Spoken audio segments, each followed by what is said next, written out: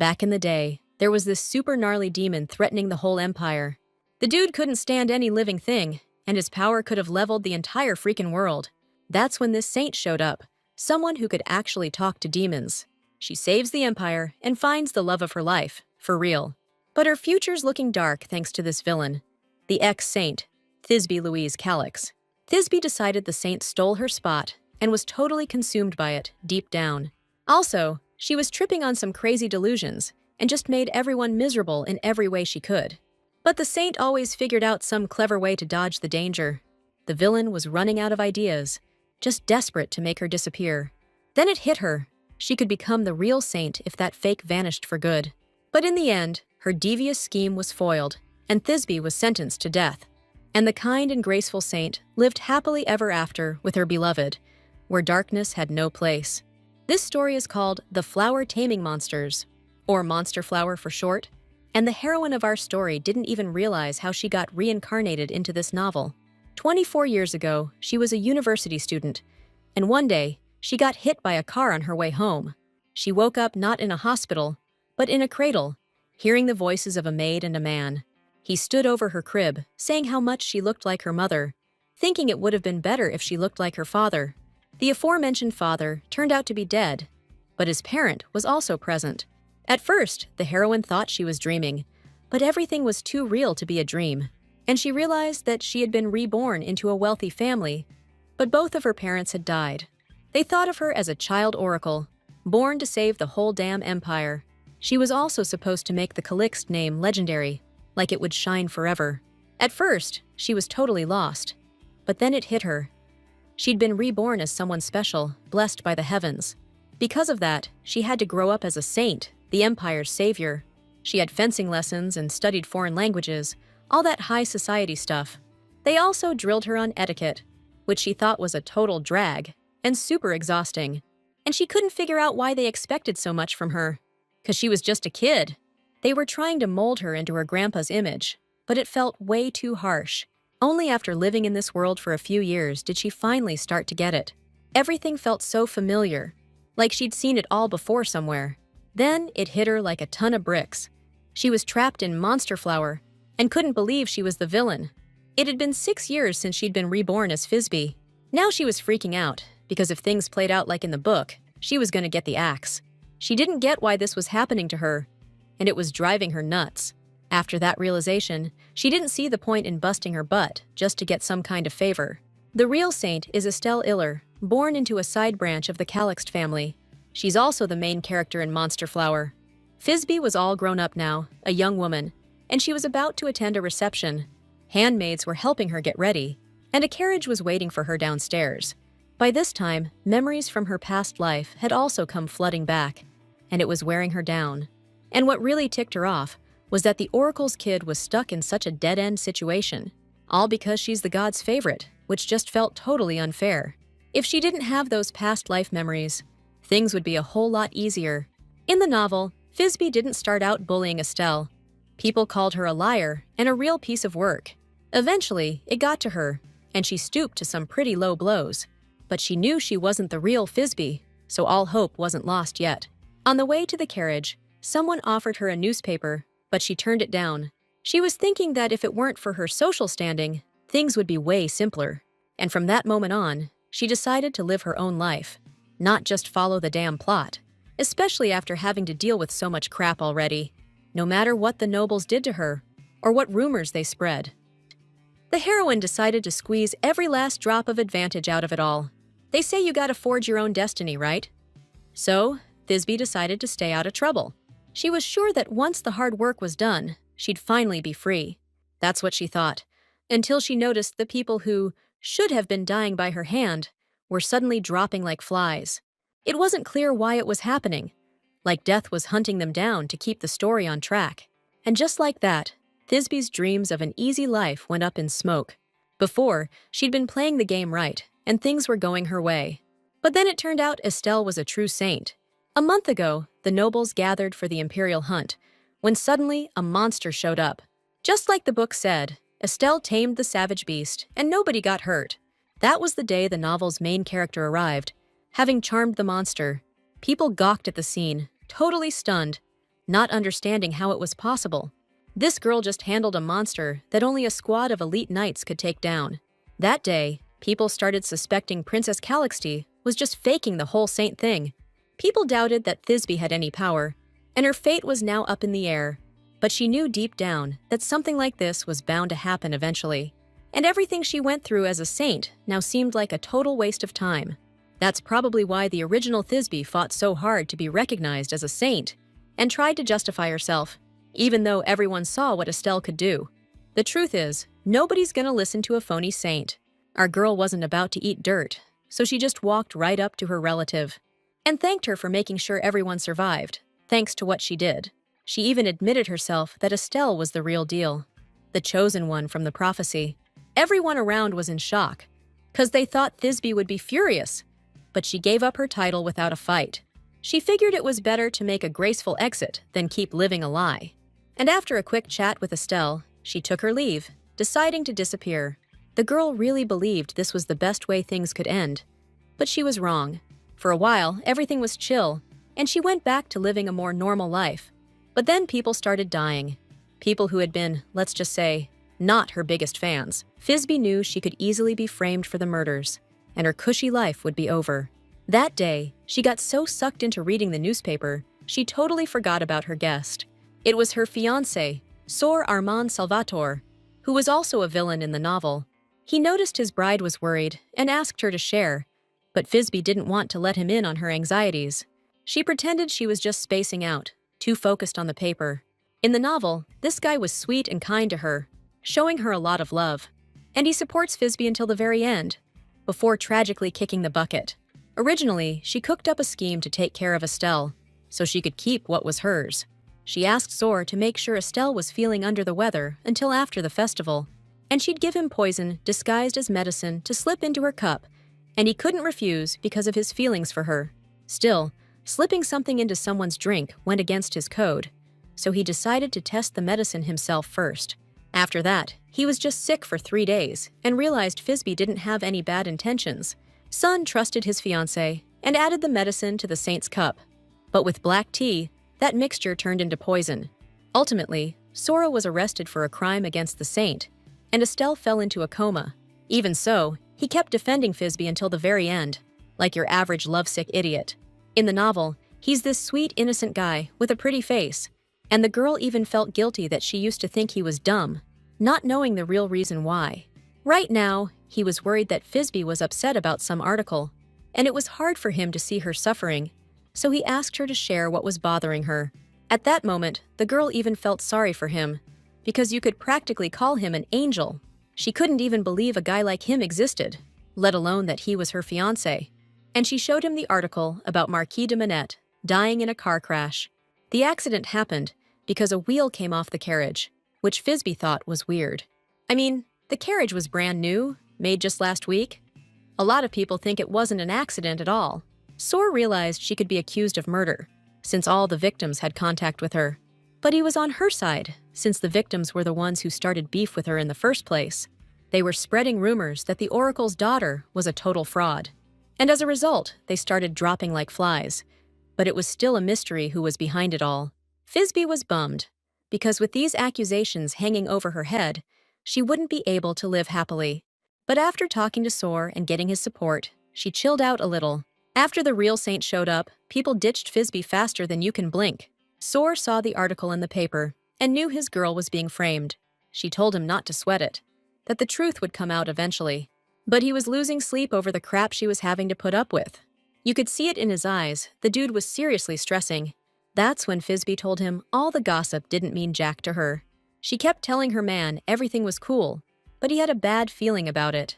So, to put her fiancé's mind at ease, Thisbe let him in on a little secret, that things would be all right because she was going to nail the real perp herself. Reality was playing out just like the original story, and it seemed like getting out of here would be a piece of cake. It was a last resort, but still better than the alternative. A few nights ago, Thisbe couldn't sleep for the longest time. She thought the book was way too harsh on the villainess, which you know is her. After all, unlike the original, she obediently handed over the Saintess title, and she hoped that after that, people wouldn't trash talk her right to her face. But the result was even worse. They hated her even more when Thisbe turned out to be kind and funny. Still, everyone kept blaming her, hating her, and treating her like she was totally nuts. And if this keeps up, they'll kick her out of the family, and her whole long-term plan will be screwed. Because the one they thought was the real Saintess turned out to be a fake. And there are rumors she's a killer. The Calixt family values honor, and they'll probably try to marry her off to Soar. That way, a lot of lives get saved. But Thisbe's stuck in her own house for good. The engagement was originally cooked up by the elders of Duke Salvatore's family, but she didn't want Soar cleaning up the mess after these decisions went down. She wanted to find a place where she could really put her skills to work. She wanted a quiet life, and that's when she remembered the Kingdom of Seas. It's a tiny magic country nestled between 3 major powers. More like a giant city, really. They only let in a select few who know how to use magic. And against all odds, Thisbe actually could use her powers. Holy power and magic power come from the same source, because they both use mana. And depending on the nature of the mana, it can move according to the user's will. Thing is, not many people can even use mana, so this kind of power wasn't exactly common knowledge. In the novel, Thisbe used this magical power, which she triggered by accident, and everyone just assumed it was divine. That made it even harder for her to believe she wasn't some kind of saint. In the original story, Thisbe secretly continued training on her own. Eventually, she learned to control her magical power, passing it off as some kind of holy gift.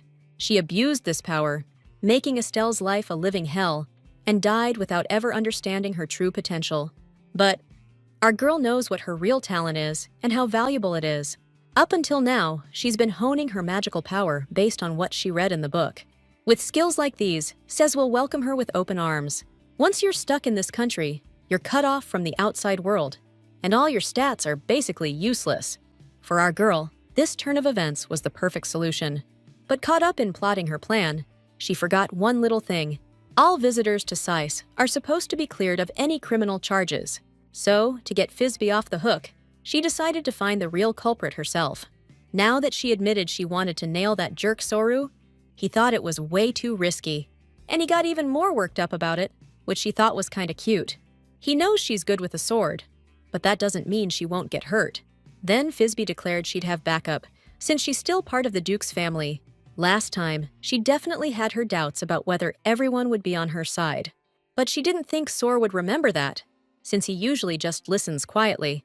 Turns out this guy's got a surprisingly good memory, and he's swearing up and down that all those deaths were just accidents. But 1 death a day in Thisbe?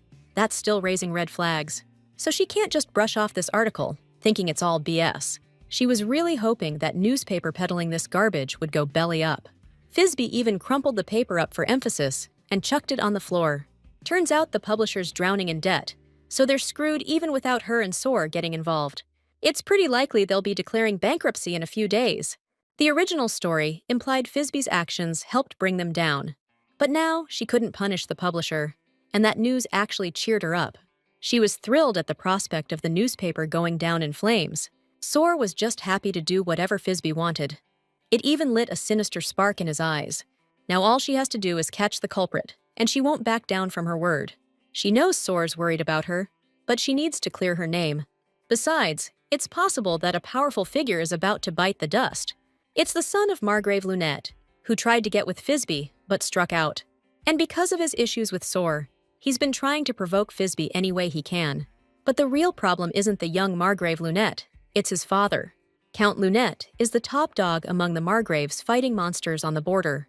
His influence is seriously huge, and that's what made the Calixt family ditch Thisbe. And if the young Earl bites the dust, his old man will be gunning for Thisbe before she even nabs the real killer. That'd box her into a corner, and she can't let that happen. Soar suddenly chimed in, wondering why all those past deaths didn't exactly make Thisbe a happy camper. But she insisted it was actually a relief.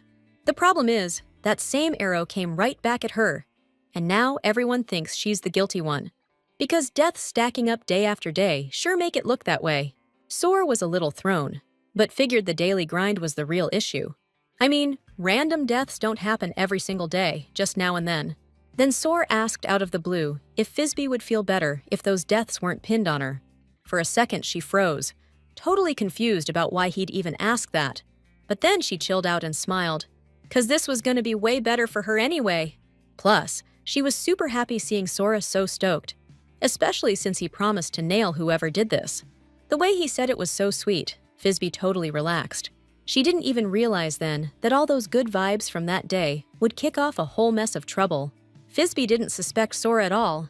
She just figured he was helping because he was a genuinely good and honest dude. But the biggest reason for that was Fizby herself, because he thought she didn't give a rat's behind about anyone. She was always worn out by people staring, so she just shut herself off from everyone. The guy didn't even realize she was totally aware of it. And when she thanked him for the awesome time, he was all, "No, thank you." Fizby also thanked him for all the sweet nothings he always whispered to her. He kissed her hand, but noticed the sad, lonely look on her face. He really wanted to know what was making her so sad, what she wasn't saying. Sometimes she acts like she's about to disappear forever, but Sora decided not to push her. He just recently had a terrible thought, that it's all those lowlifes who are harassing his noble bride-to-be. It pissed him off that these scumbags were causing trouble, even in their final moments, and it disgusted him to watch the guilty parties grovel at his feet, begging for mercy. Of course, someone else did the dirty work for him, someone he could trust. Sora's personal bodyguard, Lass, and he reported everything to his master in detail. Now he met Sora, politely asking how the meeting went. Dude was totally showing off, thinking nothing could possibly go wrong, especially since he'd been showering his fiancée with attention lately. But now, something else popped up that he had to take care of ASAP. Lass knew he was going to be burning the midnight oil tonight. Sora shoved a newspaper article in his face, saying it was time to pay those deadbeats a visit. A few days later, a shady deal between the publisher and the Secretary of State blew wide open. Turns out they were drowning in debt, and now the publishing house is going belly up. Fizby had been waiting for this to happen, but she never thought it would all go down so fast. People were shocked the publisher tanked, all because the director was gambling away his fortune. Everyone thought he was on the level, but now they see it was all a big con. Fizby confessed to her personal maid that she had her suspicions about it, but she wasn't about to discuss it with the Duke, like her assistant suggested. At home, she lied and said she was going with him to a meeting, but if she hadn't done that, they wouldn't have let her do things her way. Grandpa asked her to hold off on going out for the time being, because public opinion about Fizby hasn't exactly been stellar lately. Plus, they forbade her from going out alone, so it wouldn't hurt her image. There was only one exception. She was allowed to meet with her fiancé. Fizby arranged a dinner with Sora for next week and took advantage of it.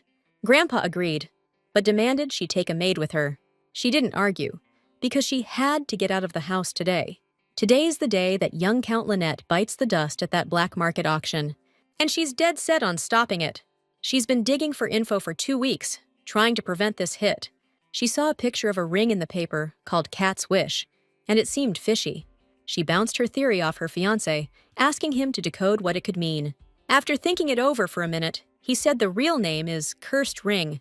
The code meant it was an ad for the black market. The same black market where originally young Count Lynette was supposed to get offed.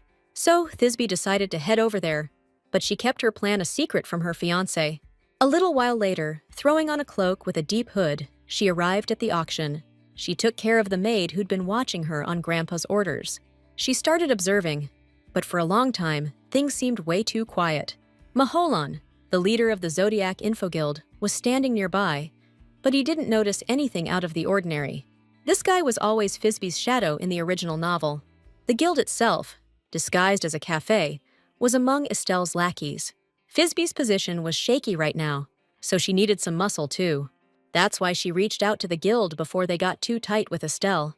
Maholan doesn't know what she's plotting, but he's one of her few allies. Thanks to him, Fizby got an invite to the black market, where she planned to pick something up.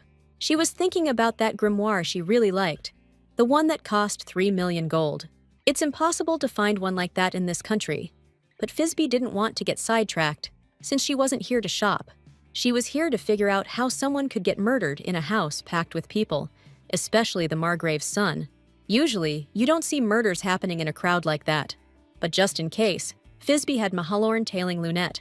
He didn't ask for details, just promised to stick close to him.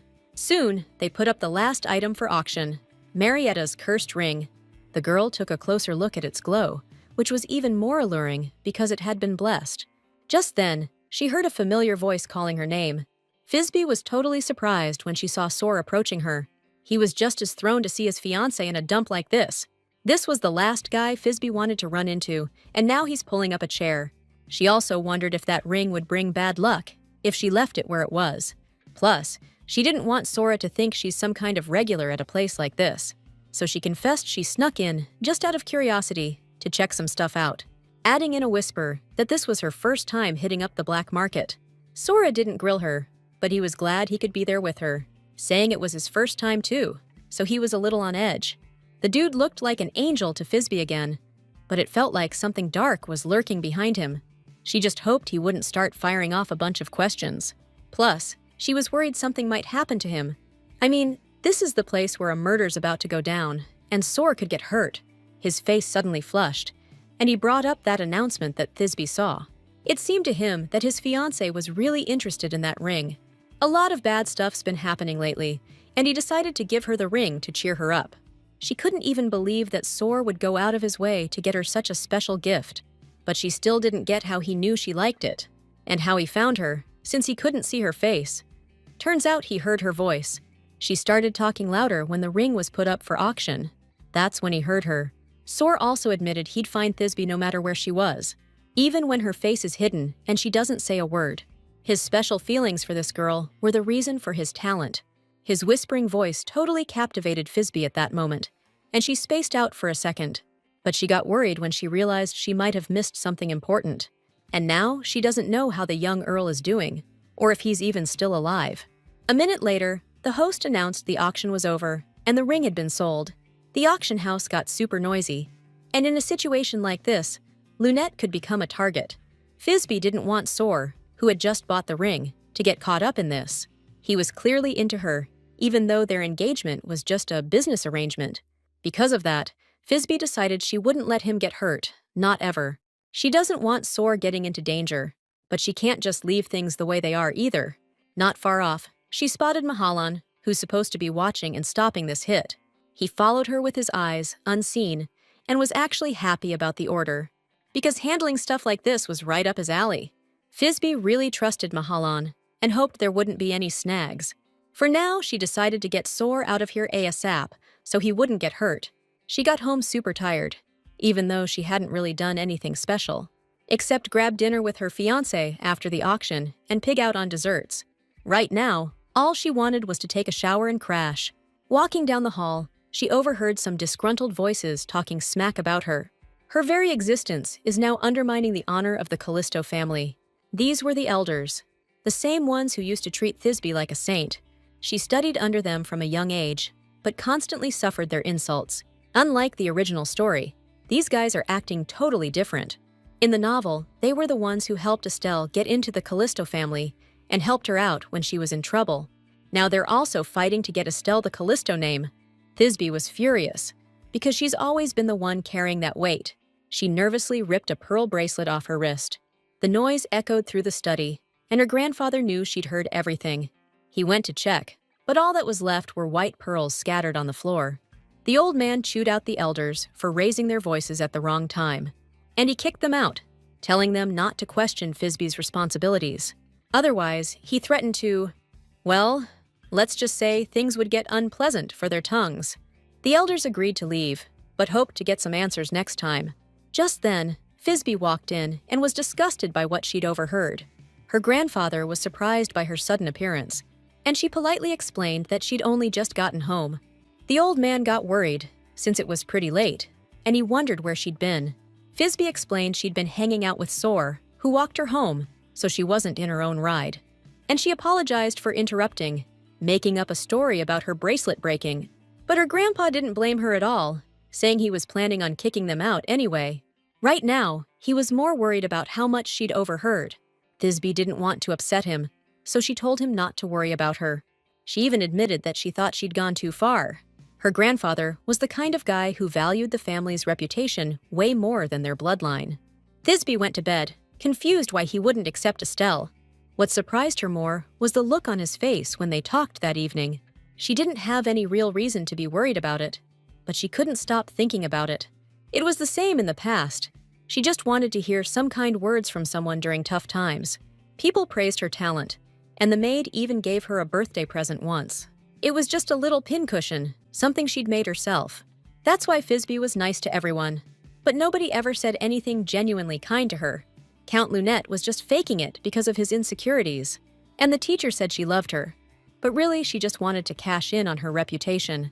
Then, in the pincushion she'd been given, she found a poisoned needle. If none of that had happened, Thisbe thought things could have turned out differently. All those thoughts kept her awake for a long time. And then she started thinking about Mahalan. She was dying to know how it went for him. Plus, she needed to read that grimoire. Soon her eyes started to droop, thinking she still needed to write a letter to Sor. Thisbe just stayed put, hoping he'd understand if she wrote to him a little later. After a while, Sor just stared at the paper, completely lost in it. He hadn't heard from Thisbe, and he was getting worried, because she always wrote after they met. Right now, he was holding an info sheet, the kind used for sharing information. Whatever's written on this one shows up on the other copy too. This magical thing cost a fortune, so it's a super rare luxury item. The messages written on it vanish after a day. And Sor was using one of these as a love letter. He gave one of these to Lady Thisbe, which totally surprised her. I mean, it's way too expensive. There's no way she could just accept it. So she asked Sor to take it back, hoping the sheet was still in one piece. And right now, he was stressing that Phoebe hadn't texted him back, even though he figured she probably just crashed. That thought chilled him out a little, and his right-hand man suggested they get to the report. But first, he handed his boss the gift he'd asked him to hold on to. Then, Lars reported in that just like he was ordered, he tried to take out the target when he left his place.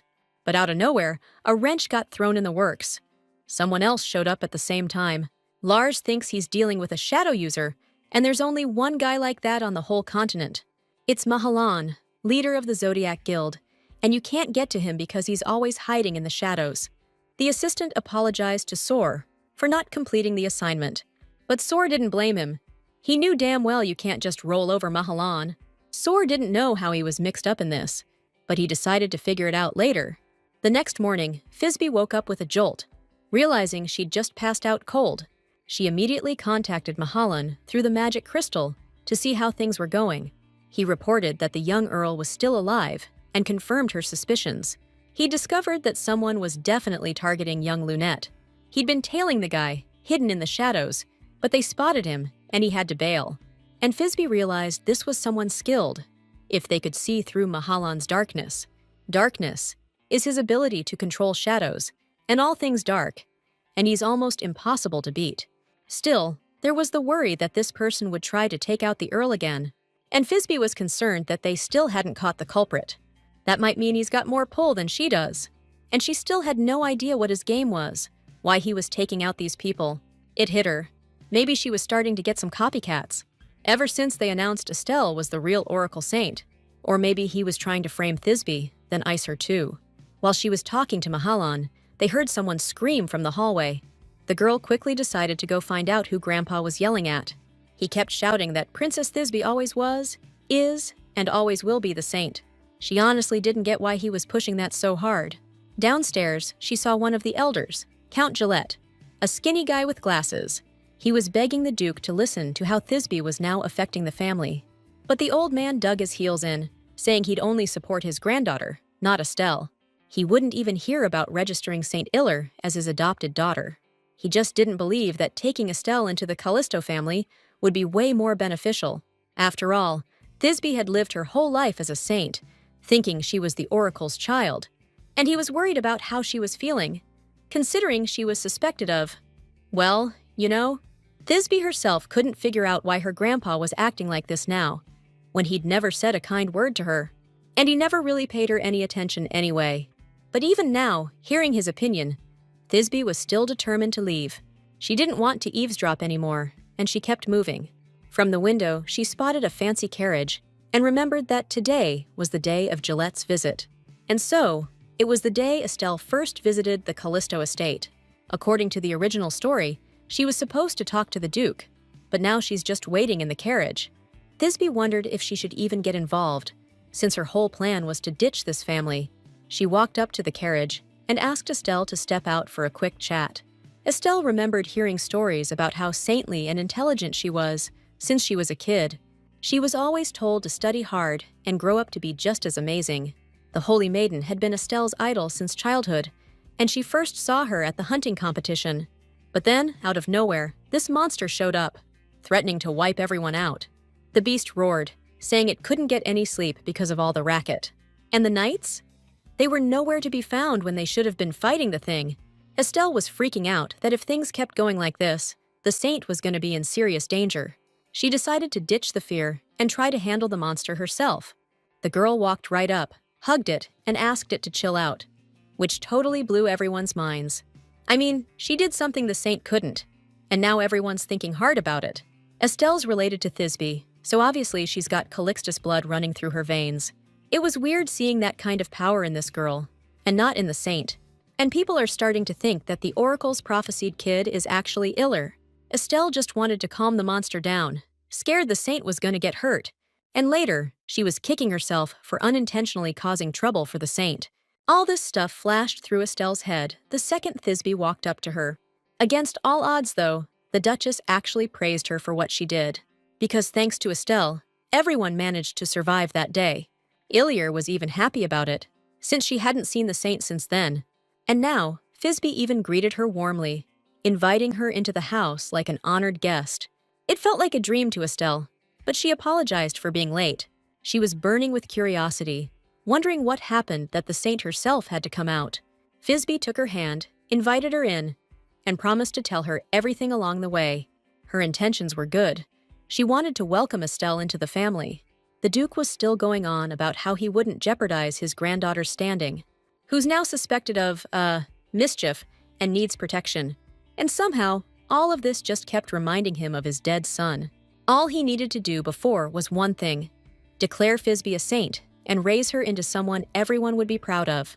But he was nervous to talk to her, because usually all kids just burst into tears around him.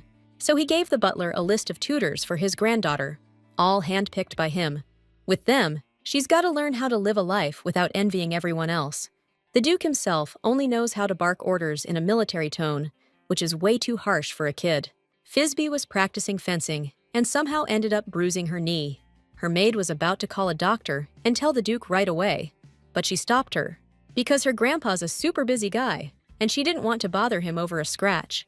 The Duke didn't think he was a great grandpa, but the thought of hurting her never even crossed his mind. So now he's hoping Count Gillette will understand, seeing as he's a father himself. He had no choice but to agree with the head of the family.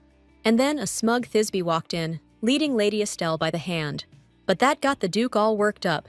His granddaughter bringing that girl here was a real complication, because he'd only just managed to convince this persistent guy he was in the right.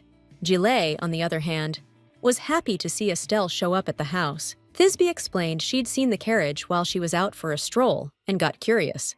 Then she apologized for being rude, but the Count wasn't even thinking about getting mad over that, especially since Estelle had been wanting to meet the princess for ages. Lady Iller was super flustered, and Thisbe happily announced they'd already talked about the reason for the visit. The Count whispered that the Duke hasn't given the go-ahead to invite Estelle as a guest yet. The family head thought the situation was weird, but he wasn't rushing to respond. Still, Thisbe couldn't understand how anyone could leave someone baking in a carriage in this heat, and Grandpa hinted what bringing that lady to Calixt really meant. In other words, it's the same as giving Lady Iller their family name. Then the Duke declared, more menacingly, that he had no intention of doing that. Thisbe didn't want to push it. She just hoped Grandpa would do the right thing. But she was bummed he treated Lady Estelle so harshly. The Duke was floored by his granddaughter's bluntness, and she insisted that Estelle needed Calixt's protection, so no one else would get hurt because of it. Thisbe herself declared this girl an oracle's kid and demanded she be treated accordingly. With every word Thisbe spoke, the Duke just got more and more shocked and pissed off. Her statement is going to have some serious blowback, and it ain't going to be pretty for her. And the old man just couldn't figure out why his granddaughter was sticking to her guns. Thisbe just asked him to make the smart call and cut her loose from the family. All she wants is to get out of here. She doesn't care who becomes the adopted daughter or the saint. And she gets that the Duke's just trying to avoid the fallout, and that he's disowning his own flesh and blood. But then, out of nowhere, he agrees to grant Lady Estelle the Calixt name, just like his granddaughter wanted. Of course, that news made Count Gillette one happy camper. But the Duke added that the name comes with a D prefix, Everyone froze, waiting, especially the Count, who had no clue what was going on. The Decalixed name is given to someone who isn't already a member of the family. Fizby still didn't get why Grandpa was making it so hard to register Estelle. But right now, the most important thing is that Estelle herself doesn't turn it down. The girl was busy thinking about what would happen if she became Lady Calixt. Before they went in, Fizby explained that it would be the position she deserved. She told her not to worry about her, promising she'd find her own place. During that whole conversation, all Estelle cared about was the role of the saint. She didn't even stop to think about how the princess was feeling. And now, standing in front of the Duke, she vowed to stand by Fizby's side. She bounced after the announcement, leaving the others to hash things out. And she was going to wrap up the rest of her plan on her own. Back in her room, she saw Soar had sent her a message. It was a reply to the letter she'd written not long ago. Fizby could feel the mana and emotions coming through with the message. But even so, it wasn't the same as talking to him face to face. Soar wrote that he'd been worried because he hadn't gotten her letter right away. But then he figured she'd gone to bed. He also said he was super happy to even get a quick message from her. It actually made her happy that the guy was waiting to hear from her. And once again, she was sure his intentions and feelings towards her were good. Soar was worried sick, and her answer was a huge relief, knowing she was okay. He even offered to let her be the owner of that ring she was eyeing at the auction. Besides, that yellow stone in it really brings out the color of her eyes. In this letter, Soar was his usual long-winded self, paying attention to every little detail. He even reminded her that there's a banquet at the Imperial Palace the day after tomorrow, and he asked her to tell him what dress she'll be wearing, so his outfit can match. Fizby realized she'd totally spaced on the banquet and decided to write back right away. The first lines were agreeing that the stone in the ring was a fashionable match for her eye color. She also mentioned her outfit was formal, and Soar replied instantly, like he was glued to the paper. He confessed that his outfit would have a boutonniere shaped like a sword. After that, they talked a little more about the finer points of the outfits. And then, Fizby asked why he'd brought up pigeons in his first message. She also confessed that the Holy Lady Estelle had visited the residence. But the bigger news was that she'd gotten the Calix name. Suddenly, Soar wondered if this lady was at all hostile towards Fizby, though there aren't any rumors that Estelle hates her. Actually, those two girls should have a pretty complicated relationship. They're both the same age and were competing for the title of saint. But things are a little different now, and Fizby and Estelle get along just fine. Estelle's gotta be a good person, since in the novel, her heart was the key to saving the world. Fizby totally got where Soar was coming from, and honestly, she didn't think it was weird at all. She just thanked him for worrying and told him Estelle was a good egg. But the dude reminded her that every backstab starts with a fake-ass smile, and he begged his bride to watch her back and be ready for anything. He chilled out a little when Fizby said Estelle was too soft and didn't really have a choice anyway. But even so, he was already plotting to take care of anything that got in her way. After he finished texting his bride, Soar turned to his assistant, Lass, and in a dead calm voice, he announced that they had a new target. Lass was sweating it, 'cause if two people croak in the palace, they're gonna notice, you know? But the new target was the leader of the Zodiac Guild, Constellation. He was already a pain in the ass, and when he finds out Estelle's Aquarius's cousin, he's gonna lose his damn mind. Even though Thisbe said Lady Iller wasn't in any danger, Soar didn't want her exposed to any risk. That's why he decided to give Zodiac and Estelle a heads up. Besides, we shouldn't just kill the guild leader. We should frame him for all the murders. He'll be brought to justice, and that'll take care of another problem. The Zodiac Guild borrowed a lot of names from constellations. Their big shot was given the name Cassiopeia. She's the anchor star. Each of the 12 zodiac signs was given a constellation. But the issue is, one of the leaders is Estelle's cousin, and Soar still had doubts that she was trying to take everything from Thisbe. On top of everything, she's marrying into the Callisto family. That's why he figured Estelle just being alive was a threat to his girl. After giving Lars his orders, he asked the butler to get a boutonniere ready. He wanted to take care of all his objectives ASAP, so nobody could mess with Thisbe, who looked like she could bolt any second, like she didn't belong there. But Soar was hoping that way she'd stick around him. Later, Thisbe met up with Mahalan before heading to Soar. She was an hour late for the meet, and the guild boss even gave her some grief for it. But he admitted he wasn't really focused on the target himself today, so she decided to handle it and asked Mahalan to keep an eye on Estelle. He got curious about how Thisbe knew Lady Iller was Aquarius's cousin. She suddenly stopped, and her face turned serious and flustered. She wanted to dodge the question by using the guild's motto. The truth was, she didn't know how to explain it and started to stammer. Thisbe never could lie, and Mahalan noticed it again. He just figured someone leaked the info, though he's sure it wasn't anyone from the guild. Anyway, they said goodbye, agreeing to meet up later. The guild leader disappeared back into the shadows, and Thisbe continued on her way. She realized she'd blurted something out without thinking, and it wasn't the first time. She had this feeling like the memories of the book and her past life were getting more and more mixed up, which means her past life could soon be wiped clean from her memory. The only thing she's sure of right now are the memories of this world, and all the information she has is like trying to fade away. Knowing she had to be careful, Thisbe headed out to meet Sor. She immediately apologized for being late, knowing he'd been waiting a while. And he, with that angelic face of his, just said there was nothing to worry about. He'd be willing to wait a whole damn month for his bride, if he had to. Thisbe noticed there wasn't a carriage, the one Sor was supposed to arrive in. He told her again not to worry, he just wanted her to be with him. She promised she wouldn't leave, and she wasn't lying. Even if their engagement falls apart later, she didn't want to lose the relationship they have right now. Thisbe thought she could easily cut all ties, but she felt like it would be tough with Sor. The young duke noticed his bride-to-be was looking at him strangely, so the girl covered it up with a compliment, saying he looked even more handsome than usual today. She just wanted this guy to always have it good. That's why she should get out of here ASAP, so she doesn't bring trouble his way. Soon it was time for Mahalan to contact her, and Lunetta was nowhere to be seen either. The girl felt uneasy and thought about going to look for him herself. But then they announced the arrival of His Majesty the Emperor, Prince Kilian Leandros. Due to the death of his older brother, he had to become the crown prince. And get this, Kilian's the main dude in the original Monster Flower novel. The prince showed up with Lady Estelle, looking all charming and stuff. But Thisbe, more than anyone, knows what this guy's really like. Back when she was a kid, she accidentally overheard him talking. He and his buddy were saying he only hangs around the Saint because it's a real gold mine. Because the Saint's got everything His Highness needs, if you catch my drift. Thisbe knew they'd bump into each other, but seeing his face still felt unreal. He's someone she's been running into at events since they were kids. Kilian's her childhood friend, and she used to think he'd stick with her, even after he found out she wasn't the real deal, Saint-wise. That's how it was. Until one day she overheard his real feelings. It was the day she accidentally eavesdropped on a conversation he was having. The prince was saying how he could benefit from the Saint.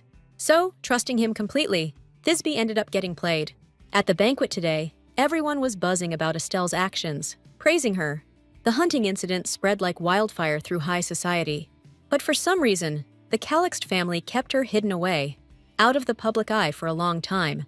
And just as the curiosity about the real Saint was reaching fever pitch, she showed up on Prince Kilian's arm. It was the debut of a truly perfect saint. But at the same time, it was a real low blow to Thisbe Louise Calixt. Her fiancé noticed she was deep in thought and realized something was bothering her. And for a while now, she's been pretty focused on the prince and Estelle. She was totally staring at them, and you could see it on her face. She got all weird. Anyway, she said everything was fine and asked Sor how he was feeling. She thought maybe he wanted to hang out with His Highness, but he told her he was happy just being with Phoebe. Just then, Estelle walked over and gave them a cheerful greeting, and she complimented Phoebe on how she looked. Phoebe returned the favor, complimenting the dress Estelle was wearing tonight. The prince said hello too, mentioning that Estelle was his date for the evening. He kissed Iller's hand with a flourish, and Thisbe was actually relieved it wasn't her. The girl plastered on a smile and asked Sor to bring her some cider, explaining that her throat was a little dry and she was thirsty. But the prince found it strange that Duke Salvator didn't know about Thisbe's apple allergy. The girl didn't argue, but reminded him that the emperor also had that issue. That's why you can't find any apples in the imperial palace. Thisbe knew this, and yet she still made that request to the young duke. The atmosphere was shifting, and with each second, the prince found it more and more intriguing. And then Estelle wondered aloud if the prince and Thisbe were close friends. They both immediately denied it. Even though everyone knows they've known each other since childhood, Thisbe never really stopped to think about what being friends even meant. Especially after learning the truth about Kilian, she tried to keep her distance. His Highness didn't seem to mind that much, and now their conversation was getting pretty casual. Estelle was a little surprised by how they were acting, but she totally dug it. because it made her think these two were actually close. But the prince denied it, saying Lady Thisbe didn't care for him at all. And then, out of nowhere, Estelle suggested they dance together to make up. Neither Killian nor Thisbe were thrilled with the idea, but Lady Iller was laying on the pressure. So, just to get her off his back, His Highness agreed to dance for a little bit. A minute later, they were in position with the other couples, ready to get this dance over with. But the girl was trying to keep her distance, and when he asked her to chill out and get closer, she stomped on his foot with her heel. She did it on purpose, and Killian knew her personality hadn't changed. The girl just wanted to get this over with as quickly as possible, because they're being watched, and if she ditches the prince, there'll be some nasty rumors. Thisbe also noticed his dance moves hadn't changed a bit. She was also curious what kind of trick he used to bring Estelle to her, but Killian acted like he had nothing to do with it, and that Lady Iller wanted to visit the princess herself. Said she really wanted to say hello to Lady Thisbe, but couldn't find a good excuse. He also admitted that he himself was glad to see Thisbe here. Otherwise, he would have just left. Besides, he was curious to see how she'd react. And on top of all that, he called her his poor, sweet saint. Since childhood, the prince had been friends with the Kell and Evergreen merchant families. He needed all those people to seize power later on. And to get them on his side, Killian decided to find a common enemy, which he planned to make Thisbe that day, when he realized she'd overheard his conversation. He used her as a marker, and it helped him go way too far. But Thisbe couldn't exactly stop him from using her however he wanted. After all, they're friends who know each other's true colors. That day in the past, after hearing everything, Thisbe went outside. She glanced back and saw Killian staring at her with this weird look on his face, and you could practically read the hurt and disappointment all over her mug. The prince had just been busting her chops about being a bad dancer, and Thisbe told him not to be such a jerk, to which he suggested she check out her fiancé, because his face was an open book. Soar did seem a little down in the dumps, like he was totally jealous or something, but he was trying to keep it together, just praying Thisbe would hurry back. She got all riled up at what the prince said, thinking her fiancé was doing just fine. It was like she was totally blinded by love and couldn't see a thing, and Killian changed the subject, admitting he'd missed her and heard a lot lately. Word on the street is a new saint's showing up soon, and Thisbe's getting blamed for a crime. The prince started spinning her faster and faster, and she was about to eat dirt. And he dropped this bomb about how someone's gonna take a shot at him this time. But frankly, Thisbe would be thrilled if it was more than just a rumor. Then Killian straight up told her he knew she was innocent. That confession stopped him dead in his tracks, and Thisbe realized what he was getting at. The prince just told her to find him if she needed backup and bailed. Thisbe knew she'd have to get on her knees and beg, or she'd be screwed. But she had no clue how he knew she was actually clean. Only explanation was that Killian himself might be mixed up in this mess. In the original story, he offed people for a reason, or at least made their lives hell. Thisbe realized she was in the lion's den if the prince was really guilty. And if Lunette gets offed and Mahalona gets pinched, no one will believe she's clean. In that case, she'll lose her shot at Sanctuary and get the axe. Thisbe went over to Soar and Estelle, who complimented her dancing. The groom was also raving, saying he had no idea she was so talented. She thanked him while trying to catch her breath from the anxiety. Then he offered her a glass of something refreshing, apologizing that he couldn't find the cider she'd ordered. But now Thisbe didn't want to drink anything. She felt suddenly sick to her stomach. She didn't want to offend him either, and braced herself to choke it down. But then, like he read her mind, the prince walked up and took the glass, saying he was thirsty too. Just a minute ago, Thisbe wasn't exactly thrilled with this guy, but he showed up at the perfect time, and that's all that mattered to her. Soar wasn't complaining either, that the crown prince took that glass for himself. Before that, she caught a glimpse of his face. It was weird and tense. And then the crystal on her bracelet lit up, which meant Mahalan was calling her. She needed to get up to the terrace on the second floor, ASAP. His voice sounded worried, and Thisbe got seriously anxious. She needed to hurry to him now. She knew something terrible had happened. To the prince, her fiancé, and Estelle, she explained that she needed to see a friend who was looking for her. So they wouldn't freak out. I told them it was some guy named Sadalin. Estelle still noticed she looked like crap and wanted to help her out. But the second she reached for Thisbe, she yanked her hand away real quick. It looked a little harsh, but she didn't give a damn at that moment. The girl just promised she'd be back soon, leaving the three of them totally confused. Estelle was lost. Not understanding why the princess treated her like that, people who saw it started whispering that the fake saint was really a killer. And Lady Iller blamed herself, that Thisbe was misunderstood again because of her. She wanted to help somehow, since the princess had always been nice to her. Right now, it was just a really awkward thing that happened between them. And to fix things, Estelle decided to follow her relative. The girl took off like a shot, and the prince yelled after her, asking her to wait. Now he felt awkward and totally ditched in front of everyone. Meanwhile, Thisbe was hurrying to the terrace's second floor. It was clear something was wrong. The call was rushed, which screamed danger. Mahalan always came back from a mission safe and sound before, and Thisbe prayed that this time would be no different. Suddenly, someone clamped a hand over her mouth to stop her from screaming and yanked her back. It was Mahalan. He was slumped over, wounded, and begging her to be quiet. But the girl couldn't just stand there silently, staring at the injuries all over him. All he said was the attacker was close by, and thanked her for coming.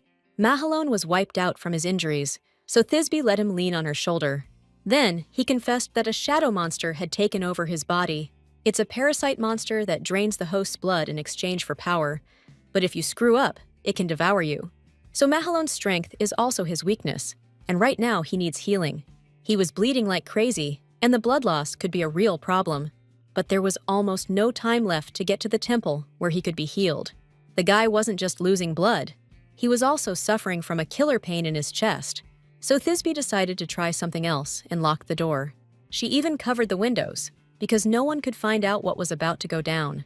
Even she wasn't sure it would work, but she decided to give it a shot. Then she stood by Mahalan's body and started calling on the zodiac constellations. They drew power through the constellations, and it was a godlike power. Thisbe had been practicing channeling the constellation's power for a while now. She treated mana like divine power, but didn't pay attention to its properties. That's why she could control all 12 constellations at once. Last time, she lucked out and learned some easy-to-use formations. And now, the zodiacs showed up and wanted to know why she'd summoned them. Pleased that it worked, Thisbe explained her friend was in trouble and asked for their help. The zodiacs pointed out her mana wasn't enough, and she was just spinning her wheels. But the girl wasn't backing down, explaining she was out of options. There are 3 ways to tap into the power of the 12 zodiac signs. First, you can borrow a piece of the constellation's power. Then there's descent, which lets a constellation briefly inhabit your body. And the third way is summoning, where the constellations come out directly and use their power. Right now, Thisbe was trying the most complicated summoning of all. The tricky part is, the constellation can just refuse to help the caster. Capricorn was the first to get pissed, saying she hadn't read all the grimoires yet. Thisbe just told him to get lost if he wasn't going to pitch in. She was dead set on this and ready to ask another constellation for help. Because right now, her buddy's dying, and she'll do anything to save him. Now, to the constellation. She wasn't just some kid anymore, but one seriously brave person. He was digging this fire and decided he wasn't going to pass up a body like that. He's Delta Capricorni, and he agreed to answer the summoner's call. The girl was stoked she pulled it off. And then another one showed up, Sagittarius. He liked her raw energy, and he's down to help her out too. Then, Aquarius came along from a third direction. This was already more than Thisbe could have hoped for. But there wasn't time to be amazed. They had to move fast, and the constellations got ready to hear her out. And she announced that they needed to do what they were best at. And while Thisbe was busy with all this, her fiancé was about to lose it, waiting for her. You can practically see the dude sweating bullets by the look on his face. Even the prince took a jab at him, saying he looked kinda green. Soar just mumbled an apology, saying he was sorry their first meeting was like this. But Killian was wondering if Thisbe had any clue what kind of guy he really was. I mean, they see each other every week, and the prince was shocked she hadn't picked up on anything yet. He remembers Thisbe coming up and telling the prince to back off, to stay away from her and Soar. All His Highness could think was that she was a cold-hearted woman, but she only treated Killian like that, nobody else. To everyone else, she's sweet, kind Thisbe. But around the Crown Prince, she was a totally different person. Soar was watching her today, and he could feel the jealousy burning up inside him. The Duke started to approach the prince, but his fiancé immediately pulled him away. And in the sweetest voice, she started apologizing for being late. Just seeing her face again, Soar instantly melted and told her not to worry. But Killian started to suspect something was up, because Soar didn't follow Thisbe right away. Letting her go alone like that, it's a dead giveaway he's hiding something. Just then, the Duke politely asked how her meeting with her friend went, but she just apologized again for arriving later than she promised. She couldn't exactly admit she was saving her friend from a bad situation. A little earlier, after gathering the zodiacs, she shared a trick for dealing with low mana. There's energy in the air too, and she can use her mana as a filter. Now's not the time for the constellations to overthink things. They gotta move fast. Aquarius was the best healer of the bunch, so Thisbe asked him to heal Mahalan. The guy was super weak, but he could still be saved. Sagittarius, the best attacker, was tasked with protecting Lord Lunette. And Capricorn, who can use his strength, will move Mahalan to the carriage and guard him. Capricorn thought it was a bit of a letdown to be used as a guard, but Aquarius asked Thisbe to leave this guy to them. She could feel her worries, which were being transmitted through her mana. So, thanks to their help, the girl got back quickly, even though she used up a lot of mana. But then the prince noticed that Lady Estelle had vanished. Thisbe was so worked up, she didn't even realize Estelle was gone at first. And Killian explained that she'd rushed after Thisbe when she left them. Now she suspected Estelle was around, and she needed to figure out if she was right. Suddenly, Sor declared the prince should find Lady Iller himself, since she's his partner. But he objected, pointing out his conversation with Thisbe as a pretty damn good reason, who started to notice the tension rising, but kept her mouth shut. And Sor immediately apologized for being a bit of a jerk to the prince. He just didn't want to drag the bride into the search, because she looked wiped. Thisbe immediately chimed in, saying how considerate her fiancé was, and told Killian to take notes. Suddenly, the prince confessed he was bummed out today and just took his anger out for no good reason. You could totally see his mood tank, and Thisbe figured she should bounce out of there ASAP. She could always get the lowdown from Estelle later, when she hit her up. Before splitting, she just reminded Killian to go find Lady Iller, and that ditching his date was a seriously lame move.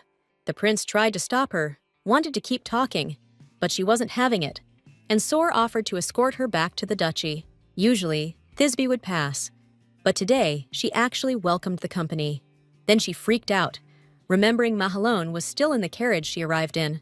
All she could do was hope he was doing okay, and had already taken off. They headed to the Duke's carriage, where his assistant Las met him and reported that everything was done. Sor thanked him for the excellent work and gave him the rest of the day off. Las bowed, and as he adjusted his hat, Thisbe noticed a wound on him. There was a fresh scrape on his arm, recently bandaged, and the girl started to get suspicious. After returning home, Thisbe couldn't get what she'd seen out of her head.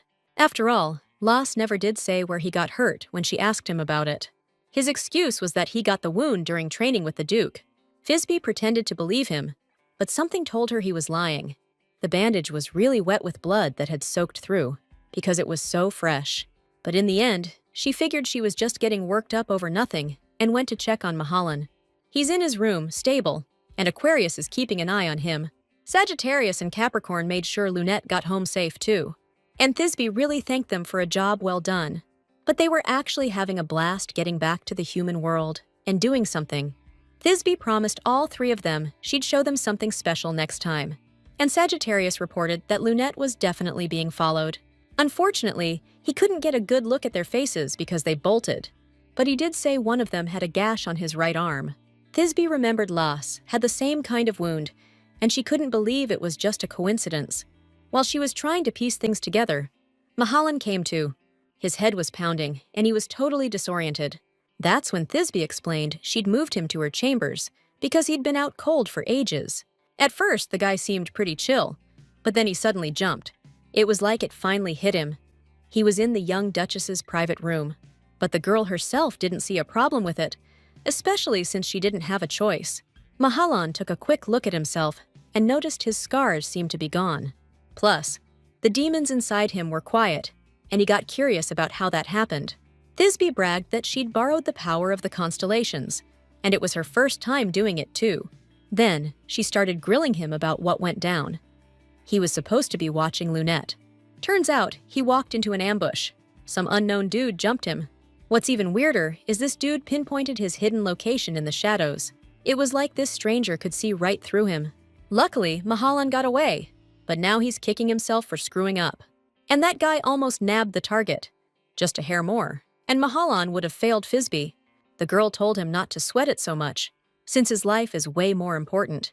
Besides, they didn't lose anyone today, so no reason to get all bummed out. Still, the guy's worried this means he'll have a hard time protecting targets in the future. 'Cause that dude didn't just see through the shadows, he was ready to fight back. That means he knew someone was tailing Lunette. Mahalan's also sure it's the same guy they ran into before. Thisbe agreed, but she was sure that guy wasn't planning on killing the guild leader. She realized the stranger was planning to commit the crime and pin it all on Mahalan. That's why he attacked specifically to stop her from escaping.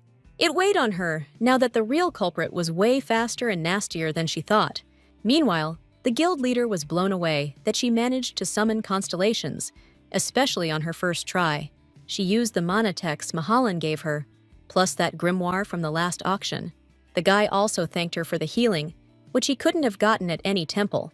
The girl explained a little about how to use her powers for summoning, because the summoning itself is pretty tough to pull off without the right prep.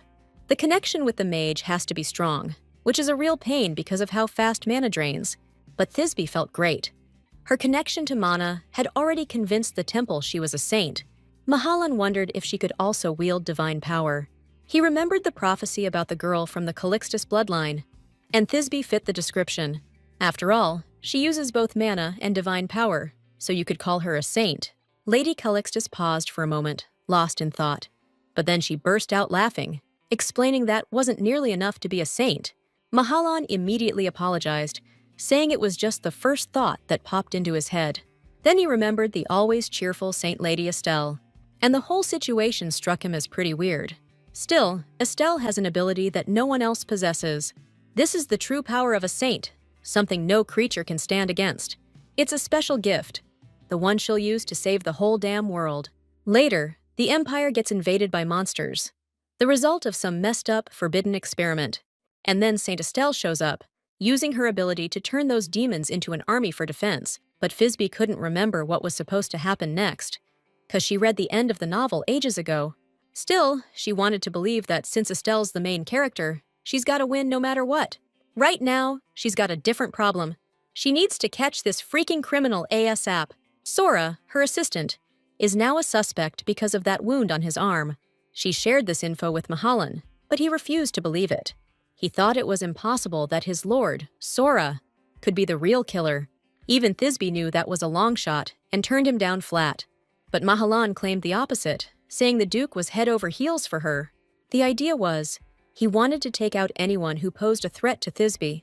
The girl saw where he was going with this, but reminded him Sora was her fiancé, and he trusts her completely, so she wasn't about to jump to conclusions. So the guild leader told her to just sit tight and see how things played out. Meanwhile, Sora was pissed that his lackey had lost sight of the target. La screwed up again, and the Duke was trying to figure out how to make him pay for it. The assistant swore he'd done everything exactly as he was told. First, he roughed up the Zodiac leader real bad and left him to deal with Count Lynette. Even on death's door, though, the guild leader just vanished. Las couldn't lie to save his life, and a guy like him would never miss something like that. The fact that the head honcho booked it in that condition means someone had to help him. Sor put Las on probation until his arm heals up, and he was trying to figure out why this last target was such a pain. He wanted to nail this job perfectly, but he just couldn't finish him off. The Duke pulled out that cursed ring he bought at the black market auction. Rumor has it, the last owner of that thing offed her own lover with her bare hands. And Sor figured, even if it's really cursed, at least Thisbe would be by his side in his final moments. Since the first time he saw her, he's dreamed of her only looking at him. Just a few years back, he was crippled by social anxiety, and the butler suggested teaching him how to network. But his mother, Vanessa Armand Salvatore, was against it, thinking her son was still too young. She demanded they not force him into anything, saying he just didn't like people. The servant didn't argue, but he was doing it all for the young Duke. Vanessa stood her ground, hoping it would get easier for the boy to interact with others when he got older. She herself was very ill, and there was only one heir left in the family, but he could become a target for the lesser nobility, who only cared about their own gain. His mother planned to marry off her son as soon as possible. That was one of the reasons he avoided people. One day, the butler suggested the Duke go for a walk. The saint was scheduled to arrive at the temple that day, and he suggested they go there. It was the perfect excuse to finally get the kid to leave the house. Sor actually wanted to go, and he knew it would do him some good. So he agreed, and was even surprised by how many people were at the temple. They were handing out gifts, and Sor was the only one there empty-handed. They say if you eat these gifts, you can receive a divine blessing. This news made the boy happy, because it might help his mom get better. He immediately went up to the priest and asked to receive some gifts. They gave him a piece of bread, which he wanted to take home and give to his mom. Turns out, this gift is consecrated and can't be taken outside. So you absolutely have to eat the gift you received right here in the temple. The kid agreed and pretended to eat, but he actually hid the bread. He raced home like a bat out of hell, knowing he'd swiped the sacred stuff. But his whole reason was to heal his mom with it. Sor was in such a rush, he didn't see Thisbe step out, and bam, they collided. The bread hit the floor, and the girl recognized the holy goods. And she got real curious how Sor managed to snag 'em, since you're not supposed to take those things outside. After the fall, the kid just sat there on his butt, totally stunned, trying to figure out what to say. He realized he screwed up big time, got caught stealing holy relics, and now his family's gonna pay the price. Sor was scared that when his mom found out he lied, she'd be super bummed. If that happened, she'd be done with him, and that was his worst nightmare. Huge tears streamed down his face, and he begged Thisbe not to tell anyone. She suddenly agreed, but told him to stop bawling because that would definitely get them caught. She confessed that she had also run away from the temple, and they were looking for her everywhere. But because of her delicate condition, the priests might just think she was resting somewhere. These kids both lied, and if they get caught, they're gonna be in deep trouble. But Thisbe didn't see anything wrong with stretching the truth a little. She hates being controlled by what people think and having to listen to them, because you gotta make your own destiny. She explained that you can do whatever you want, as long as the grown-ups don't catch you. Then she helped Sor get up, and he realized that no one had ever said anything like that to him before. His father was dead, and his mom was sick, and everyone was pinning their hopes on him, which was crushing him. He really dug what Thisbe said about not having to just go along with the crowd. That's when he remembered the story about the saint from Callistus he'd heard before coming here. Everyone said this saint was something special, acting way more mature than most adults. And seeing this girl in front of him, he realized he was looking at the saint from Callistus. She was holding the blessed bread and figured the kid must be hungry, since he took it from the temple. She gave it back to Soru, and he confessed it was for his mom. He wouldn't even think of taking a crumb for himself. He was giving it all to her. Thisbe noticed how bummed out he was and tried to cheer him up. She even asked if she could make it up to him for causing him to fall. Before long, Soru got a whole sack full of those blessed breads delivered to him. He couldn't believe he could just take all this. But Thisbe insisted he take the holy offerings. Suddenly, they heard someone calling out, searching for the saint. The girl said goodbye to Sor and asked him not to tell anyone he'd seen her. The boy watched her go for a while, until she disappeared around the corner. And he didn't know if they'd ever get to see each other again, even once. Just then, the maid noticed Lady Thisbe smiling at the bread and figured something good must have happened. The girl just explained that she'd been to the temple to give alms. And looking at that bread, she remembered the kid she'd met when she was just a little thing. Back then, they weren't allowed to take the offerings outside, saying they were consecrated. Sometimes the temple would hand out alms to try and get the people on their side. It was just bread, but they said it was blessed to keep thieves away. Thisbe noticed that the maid Emily was acting way too quiet today. She knew the maid was hiding something, but promised to keep it a secret. Emily agreed, explaining that the old duke had ordered her to stay silent, and she revealed that when Thisbe was away, the elders came to discuss adding a saint to the Calixt family.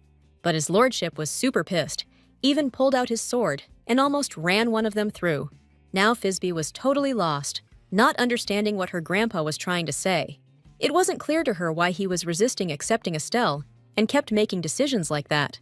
It seemed like he didn't give a damn about his own granddaughter. However, Emily was sure that the Duke loved Thisbe, even if he seemed aloof. Suddenly, the old man's voice boomed out, loud enough to hear from inside his office. He was demanding an investigation on behalf of Callisto to uncover the truth about the deaths. He also kept saying that Thisbe was his one and only precious granddaughter, so he's ready to do whatever it takes to clear her name. Thisbe even moved closer to the office, because she couldn't believe her ears, hearing that from her grandpa. After all, she's no longer a saint, just a murder suspect who's bringing shame on the family. But Grandpa's behavior showed that he valued her more than Estelle. Still, she figured it was just a temporary move, so she couldn't just sit back and do nothing. Some time later, Thisbe paid His Highness the Crown Prince another visit, convinced he'd baited her at the banquet, just so she'd come crawling back. Killian wasn't even trying to hide how stoked he was that she took the bait. He's curious to see what the ex-saint's gonna do, but Thisbe wasn't about to spill her guts to him. She even hinted that he was the real culprit, but that just cracked the prince up. He even told her to ask the big question, so she could nail him.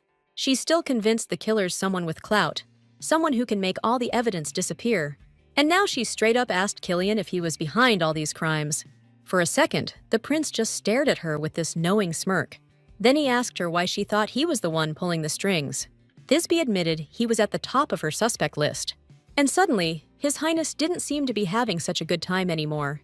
He was there for her longer than anyone. And this is what she thinks of him? They were together so long, they forged a real bond. Killian knew only one person could make her suspect him like this. And that person is none other than Duke Sor Armand Salvatore himself. The prince figured this guy had really gotten into Thisbe's head with his words. Everything changed 3 years ago, when he showed up in her life. Back then, Killian asked her to be his partner and gave her time to consider it. I mean, it would only benefit her to have someone like him by her side. He never got an answer. Then he heard about her engagement and realized Thisbe dumped him.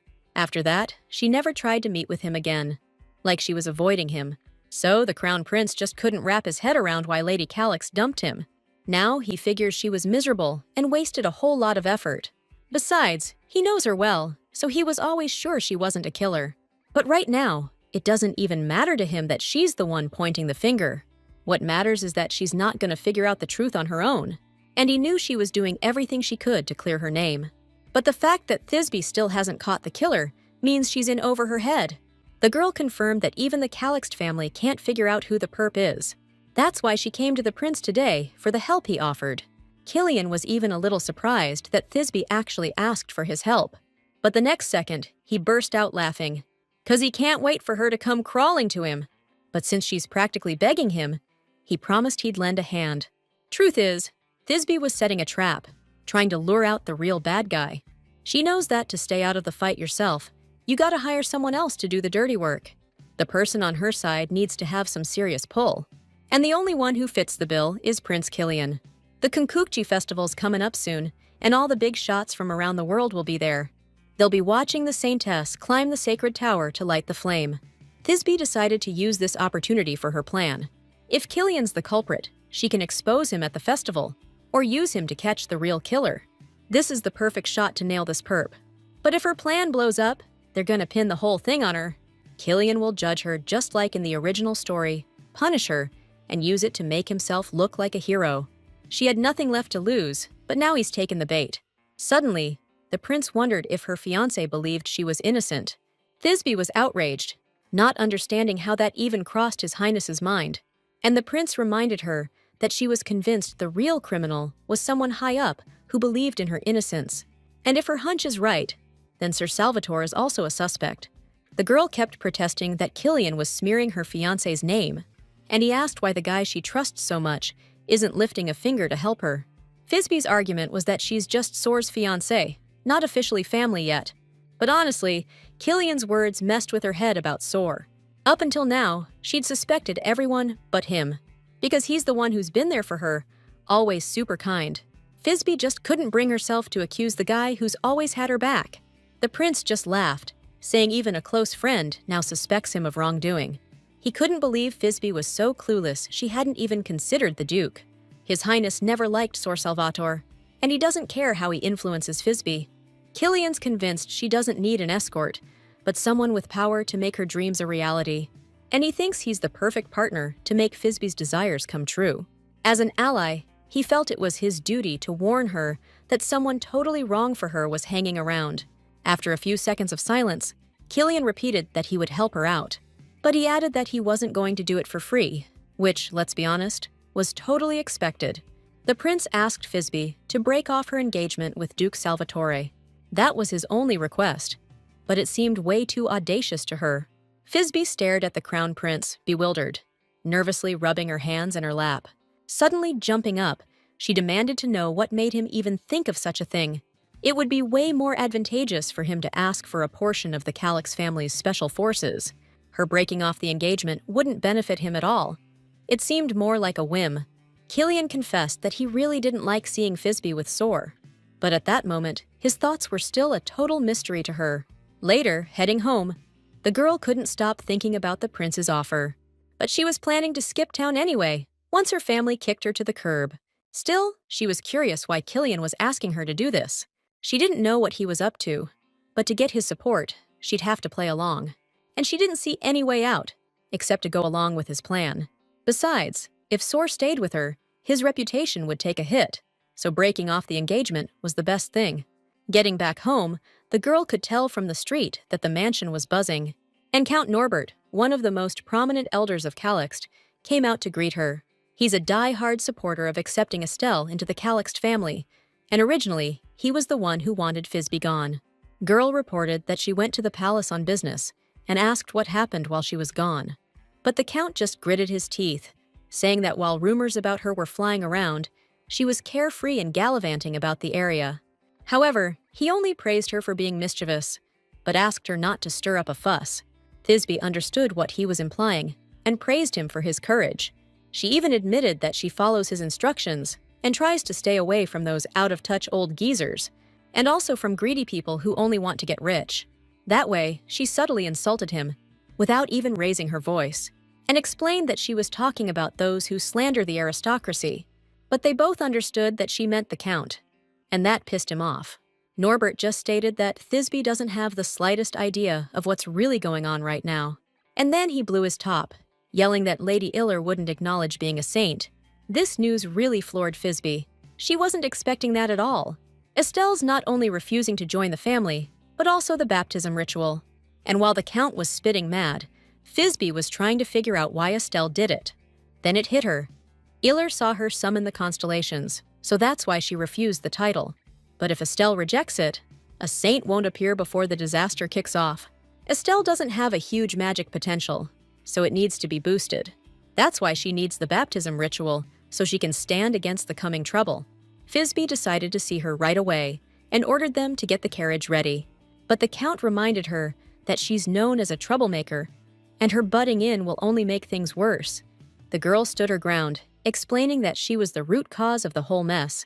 That's exactly why she was going to fix it, before things got completely out of hand. Otherwise, people would blow this whole thing way out of proportion.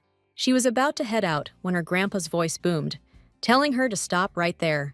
The Duke declared sternly that he wouldn't let his granddaughter meet with Lady Estelle. Count Norbert was just relieved the Duke showed up, because he had no idea how to stop Thisbe. He reminded everyone that she was the heir to the Calixt family. But then, out of nowhere, the Duke ordered the Count to get lost, saying he was interrupting his talk with his granddaughter. Norbert couldn't believe that the Duke, who had always been indifferent to her, was suddenly taking her side. Still, he agreed to leave, and even admitted he messed up. You could hear the hurt in his voice, but nobody even noticed.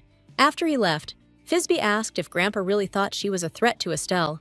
He just explained that if she went to see the saint, the rumors would spread even faster. But the girl was adamant about talking to Lady Iller in person. She's sure that after they meet, Estelle will agree with her, and the rumors will die down. Seeing his granddaughter's determination, the old man tried a different approach. He's convinced Estelle wouldn't even let Thisbe through the front door, and she won't change her mind. After all these years, he couldn't exactly call his granddaughter his precious baby, but she was in danger. So, he decided to just hide her away and protect her with the family's strength. Still, Thisbe couldn't understand why he was only deciding to protect her now. It felt like things were way worse now than when she was a kid. Even back then, she felt helpless, hurt, and like she was struggling because she had nobody. With a hint of accusation, Thisbe pointed out that the Duke never gave a damn before. It's not that she doesn't trust her grandpa at all, but back when Estelle showed up, someone was trying to take her out permanently. The servant responsible for the, incident was dealt with, and the Duke cleaned house, fired everyone. He even checked on his granddaughter while she was recovering. Now all of a sudden, he's acting all kind and concerned? Thisbe wanted to believe he was genuine, but she kept flashing back to those old days, when he turned his back on her and just ignored her completely. This girl was pissed at him. But the truth is, if she bails now, her family can't protect her. And Thisbe snapped back, saying the Duke should have thought about protecting her a long time ago. Things would be different, and she wouldn't even be thinking about leaving home. The situation was a mess. Killian suddenly demanded they call off the engagement. Estelle's giving up her saint title, and the Duke suddenly got a real problem with Thisbe. It was a crazy day, even though she tried to stay out of everything. After all, she's not the Thisbe from the novel who was always causing trouble. In the original story, Killian and Almas turned their backs on her. Back when Thisbe was a kid, she got caught egging a carriage. That's the day the prince saw her true colors, and things were never the same between them. The Duke's changed too, probably because of what she did. And for some reason, he's suddenly helping her out. Part of Thisbe wanted to ditch this place since she was a kid, but another part wanted to stay. But now that she's totally different, the whole story could change too. And it's totally possible that even after Estelle shows up, Thisbe can keep living as Princess Calixt. That's why she didn't want to be hated and tried to live a good life. But right now, she's worried about Grandpa Almas and Prince Killian. The Duke was always indifferent to her, never had her back. And His Highness, who used to be her friend, turned his back on her when she needed him most. Because of those guys, she's made up her mind to get out of here. Thisbe thought she'd buried it, but she still gets this sick feeling whenever she remembers that day. It all went down 3 years ago, on the Crown Prince's coronation day. Thisbe knew Killian was going to be the Crown Prince, but seeing it all in person? It hit her with a tidal wave of mixed feelings. Back then, she figured it was because of the connection they had. In this world, every emperor needs a partner, and Killian asked Princess Thisbe to be that someone for him. He offered her the title of Empress, and she was on her way to give him her answer, because she was sure, even if she wasn't a saint, Killian would still choose her. Because to that guy, she was a woman first and a saint second. And if she's got someone like that by her side, maybe she won't even have to ditch the empire. When he hears what she says, he'll be stoked he called it right. Thisbe pictured him rolling his eyes like a total drama queen.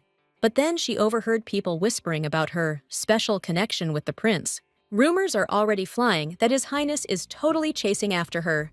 Some folks think Killian only wants to marry her for the power play. And if she stops being useful, the prince will just toss her aside like garbage. Right then, Thisbe remembered that conversation he had with his buddy, the one she eavesdropped on as a kid. Back then, she was just a scared little kid and ran off. But now she's different, and she demanded those gossips explain what the heck they were talking about. As soon as they saw her, the two guys totally pretended they weren't talking about her at all. But Thisbe wasn't born yesterday, and she knew these guys were basically the prince's lackeys. She even called them out, saying one was from the Kell family and the other was the Evergreen heir.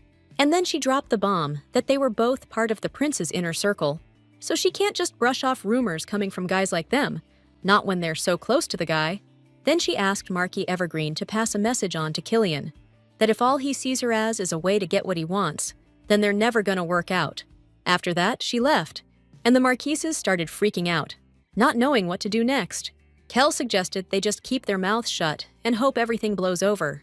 Later that evening, Killian was expecting Thisbe, who was supposed to come and give him her answer. He was getting worried about her being late, even though he saw her at the coronation, and figured she just needed more time. Since that day, Thisbe hadn't left the house. She was barely even hearing news from Maholan. He kept telling her not to just hole up inside all day, every day. But the girl was in a foul mood and didn't want to see anyone. Maholan didn't challenge her choice, but he still wanted to help somehow. And then he remembered the news that her fiancé was arriving in the capital any day now. Turns out Thisbe had no clue, and this news totally freaked her out. She didn't feel like leaving the house, and she didn't think her fiancé would be back so soon. Sor was tied up with family business at the time, so they hadn't seen each other yet.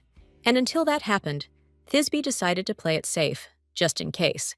So, on the day they planned, when she was waiting at the cafe, Sor showed up totally winded. And he apologized, pretty loudly, saying he was running a little late. But realizing he was yelling, the guy just felt even more awkward.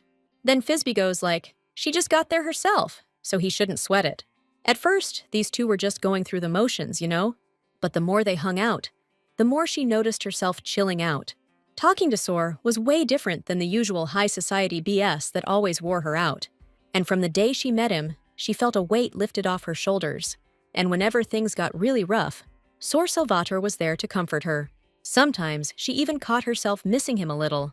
A magic scroll caught her eye, and she decided to leave him a quick note. Getting closer, She saw it glowing and realized Soar had already written to her. His words were beautiful as always, expressing his warm feelings. Turns out they were both reminiscing about their first meeting today, back when he first came to the capital to see her 3 years ago. Soar remembers every moment he spent with Fisby back then, and not just then.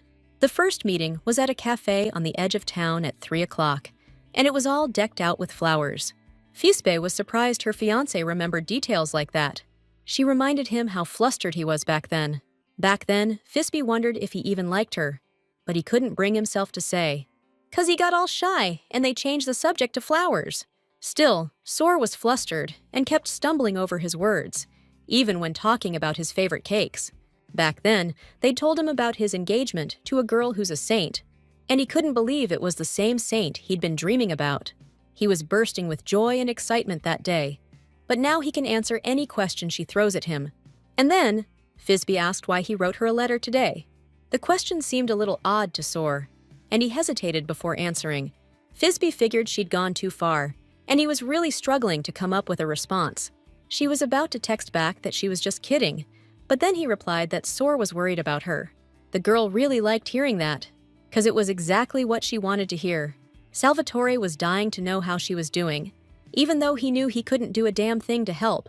Right then, Thisbe started missing him even more, and just had to see him. They agreed to meet in the garden, and Soar was supposed to come out when he heard singing. She wasn't allowed to leave the house right now, but she really, really wanted to. So, to make it happen, she tried to summon the Pisces constellation. Thisbe chanted a quick spell and called on Alrisha. A little fish appeared, one that hadn't been in the human world for ages. Thisbe needed her ability to connect everything, so she could get to one specific place. Soar, getting a reply from his bride, couldn't believe she'd head over to the Salvatores.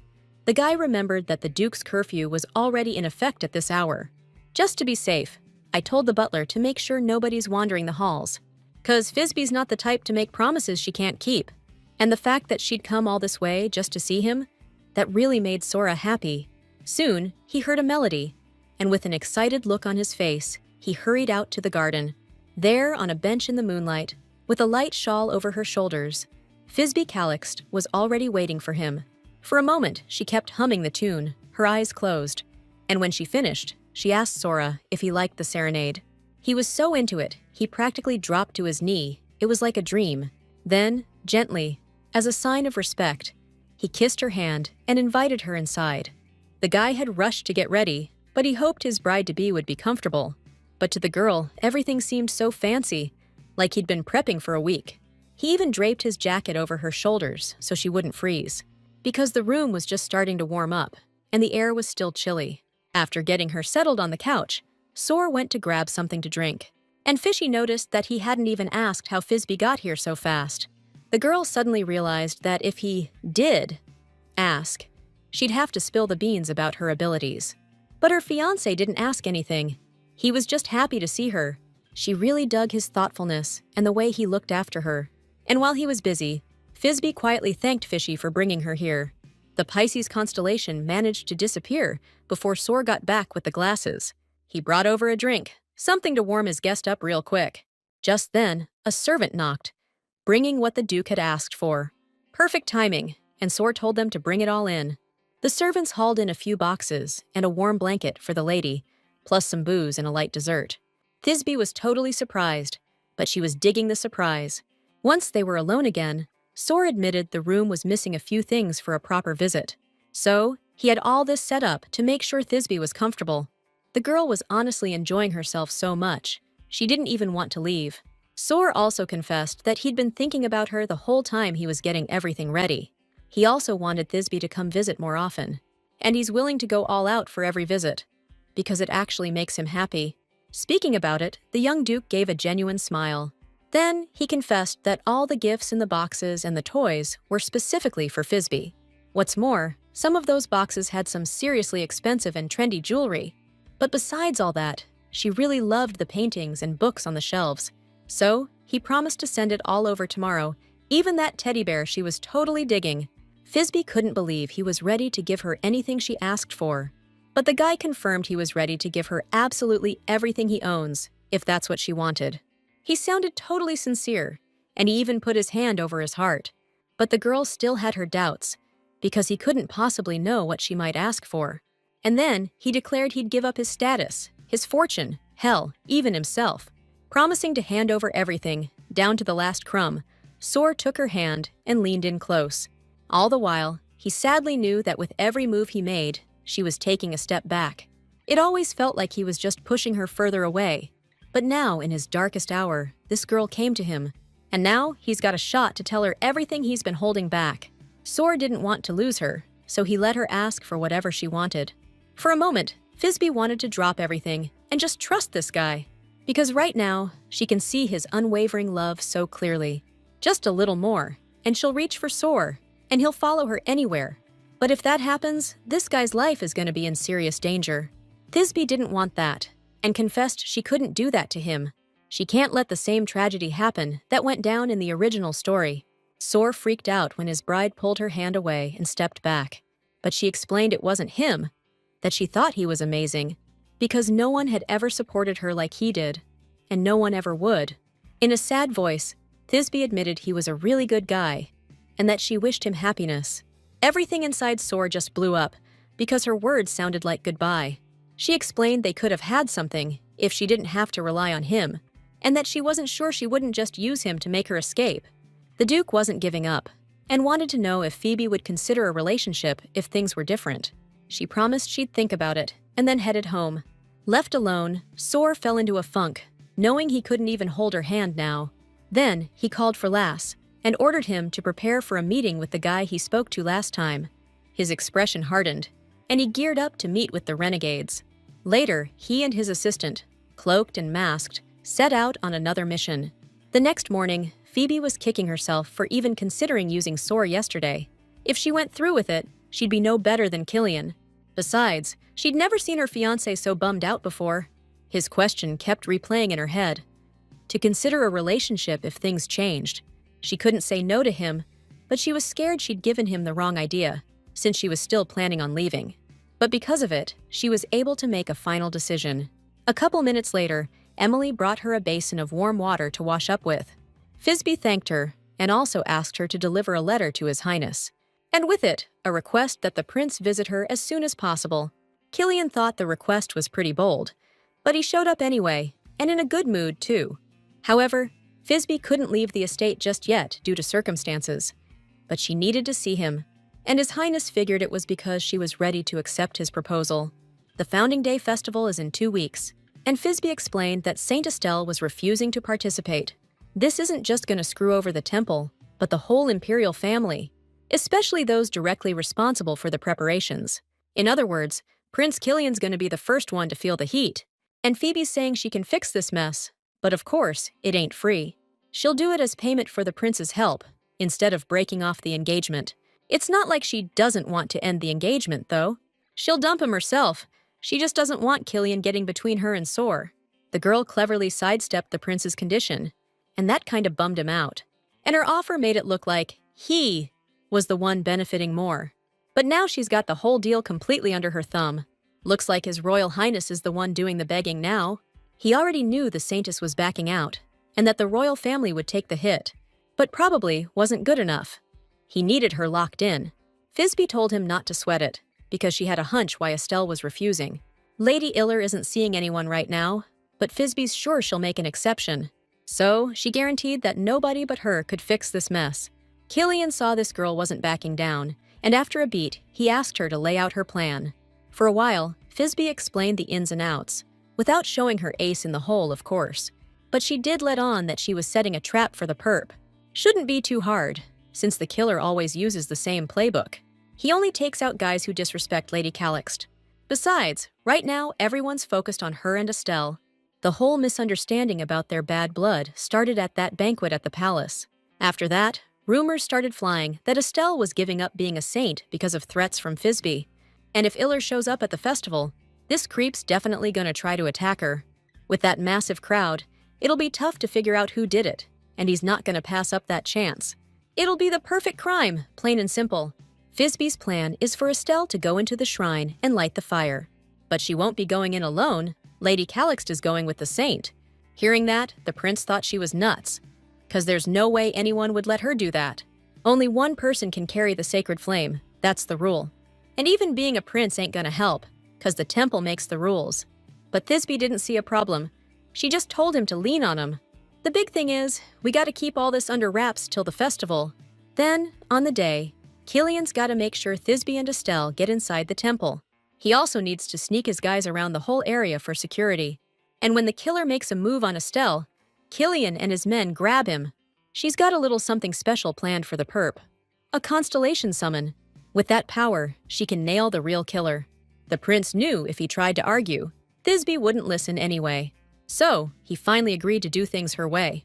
Now all she had to do was get Grandpa's permission, who just happened to see her seeing the prince off and wanted to know what he was doing here. Meanwhile, Thisbe was racking her brain, trying to figure out how to leave the estate, 'cause sneaking out was a no-go since she'd be gone all day. The festival is a huge deal, it's gonna last the whole day. So to go with Estelle, she needs a pass to leave. She just told Grandpa she was just catching up with an old friend. This was the first decent conversation she'd had with the Duke since that blow-up. And Thisbe was feeling super awkward, too ashamed to even look him in the eye, let alone ask for something. As much as she wanted to ask for permission, she couldn't get a single word out. She just gave a polite bow and said she was heading to her room. Given the situation, she knew she couldn't get to the Saintess without the constellation's power. Just then, the Duke asked if his granddaughter had any plans for the evening. Thisbe actually flinched, but he just suggested they have dinner together. At the table that evening, she tried again to find the right moment to talk, and she was super surprised when her grandpa made the first move. At first, he just asked what she thought about meeting Estelle. He figured out that's why Thisbe had invited His Highness here.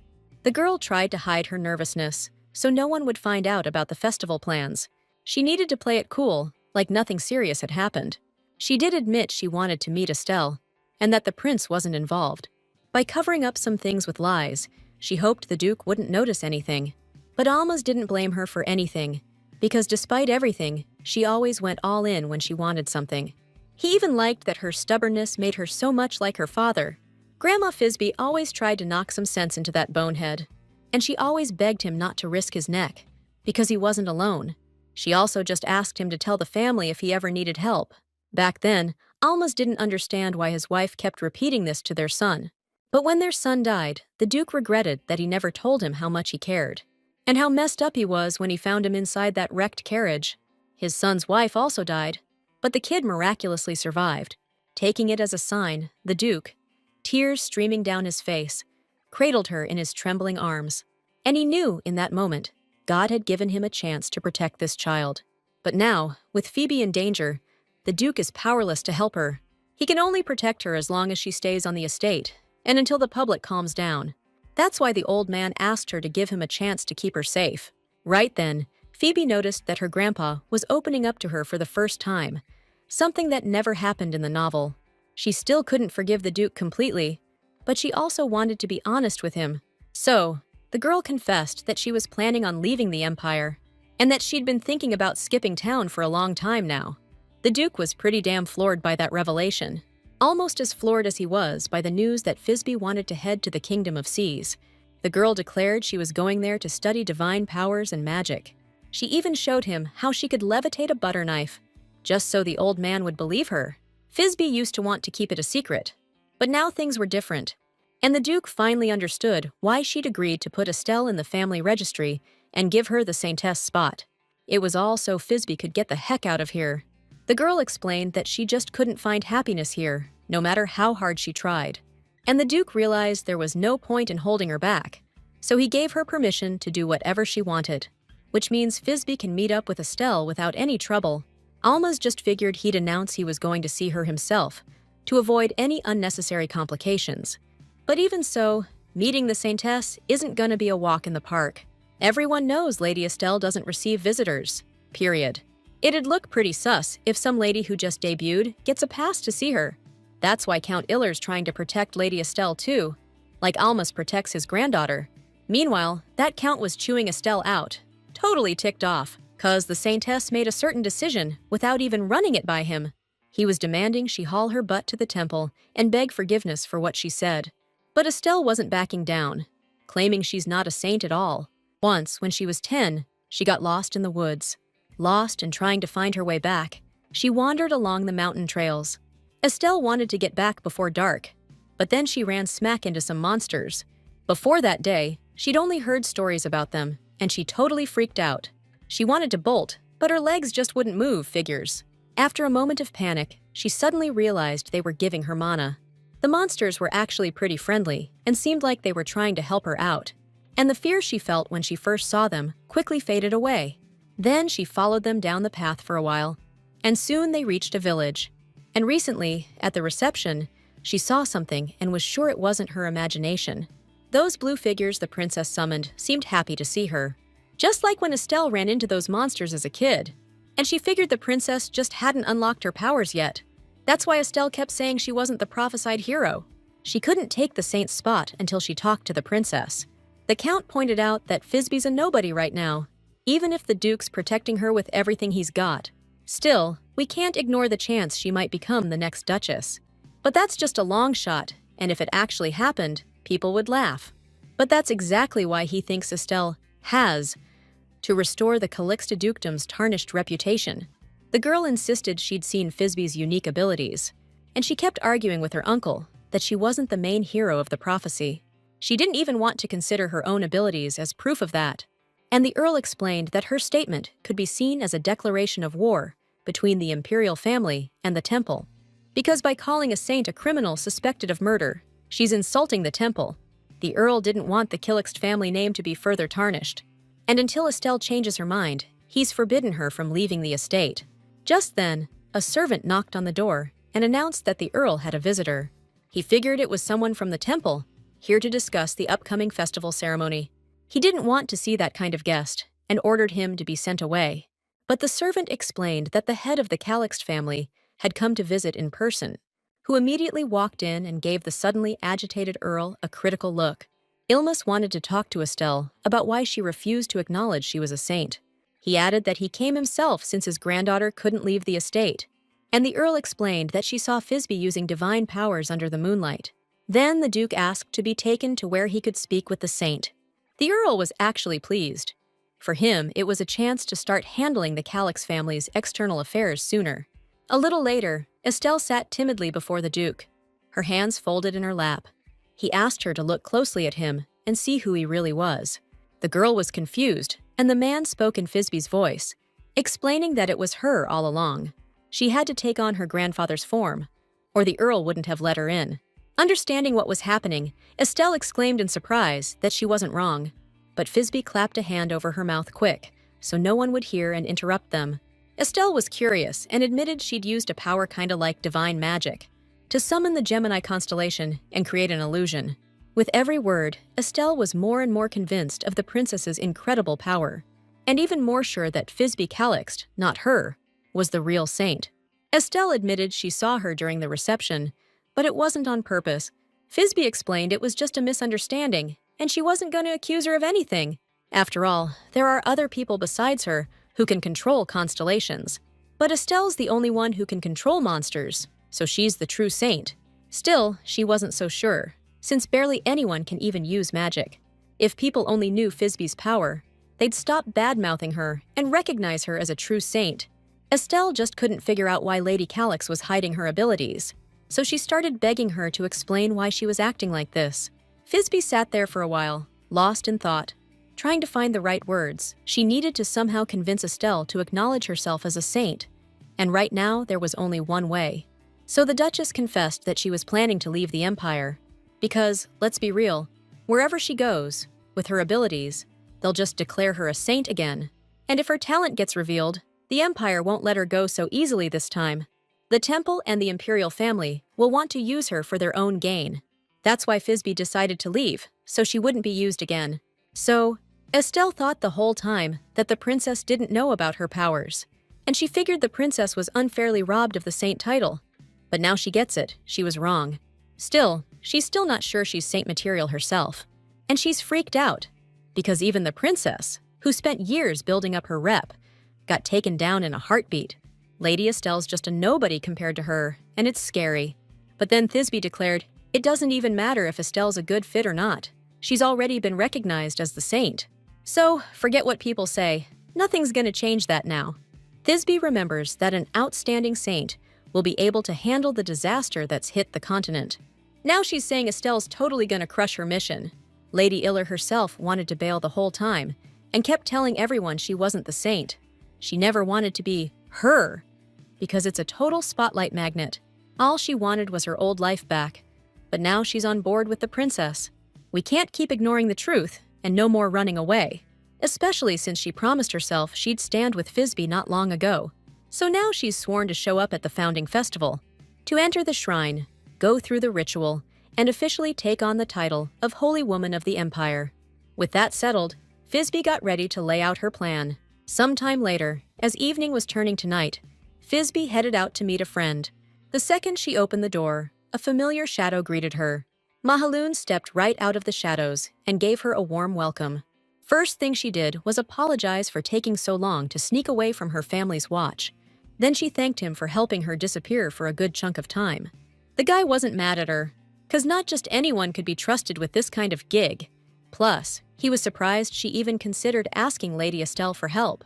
Thisbe laid out her whole plan, where she'd be the bait to catch the perp. Just a few hours ago, Estelle was totally taken aback by the idea. It was a huge risk, and Thisbe promised to keep Lady Iller safe. But she told her not to worry about her, and just focus on nailing the killer. And she swore she could handle herself. Thisbe used to think Estelle was just some clueless newbie who'd just arrived in the capital, and she didn't even realize she was capable of thinking like that. But Mahalan wasn't surprised, because otherwise, Thisbe wouldn't have told her about her plan. She would have done everything herself, especially since she can't fully trust people. Her trust has grown a little now, but she still shouldn't let her guard down. She was also happy that Mahalan managed to find out what she asked for.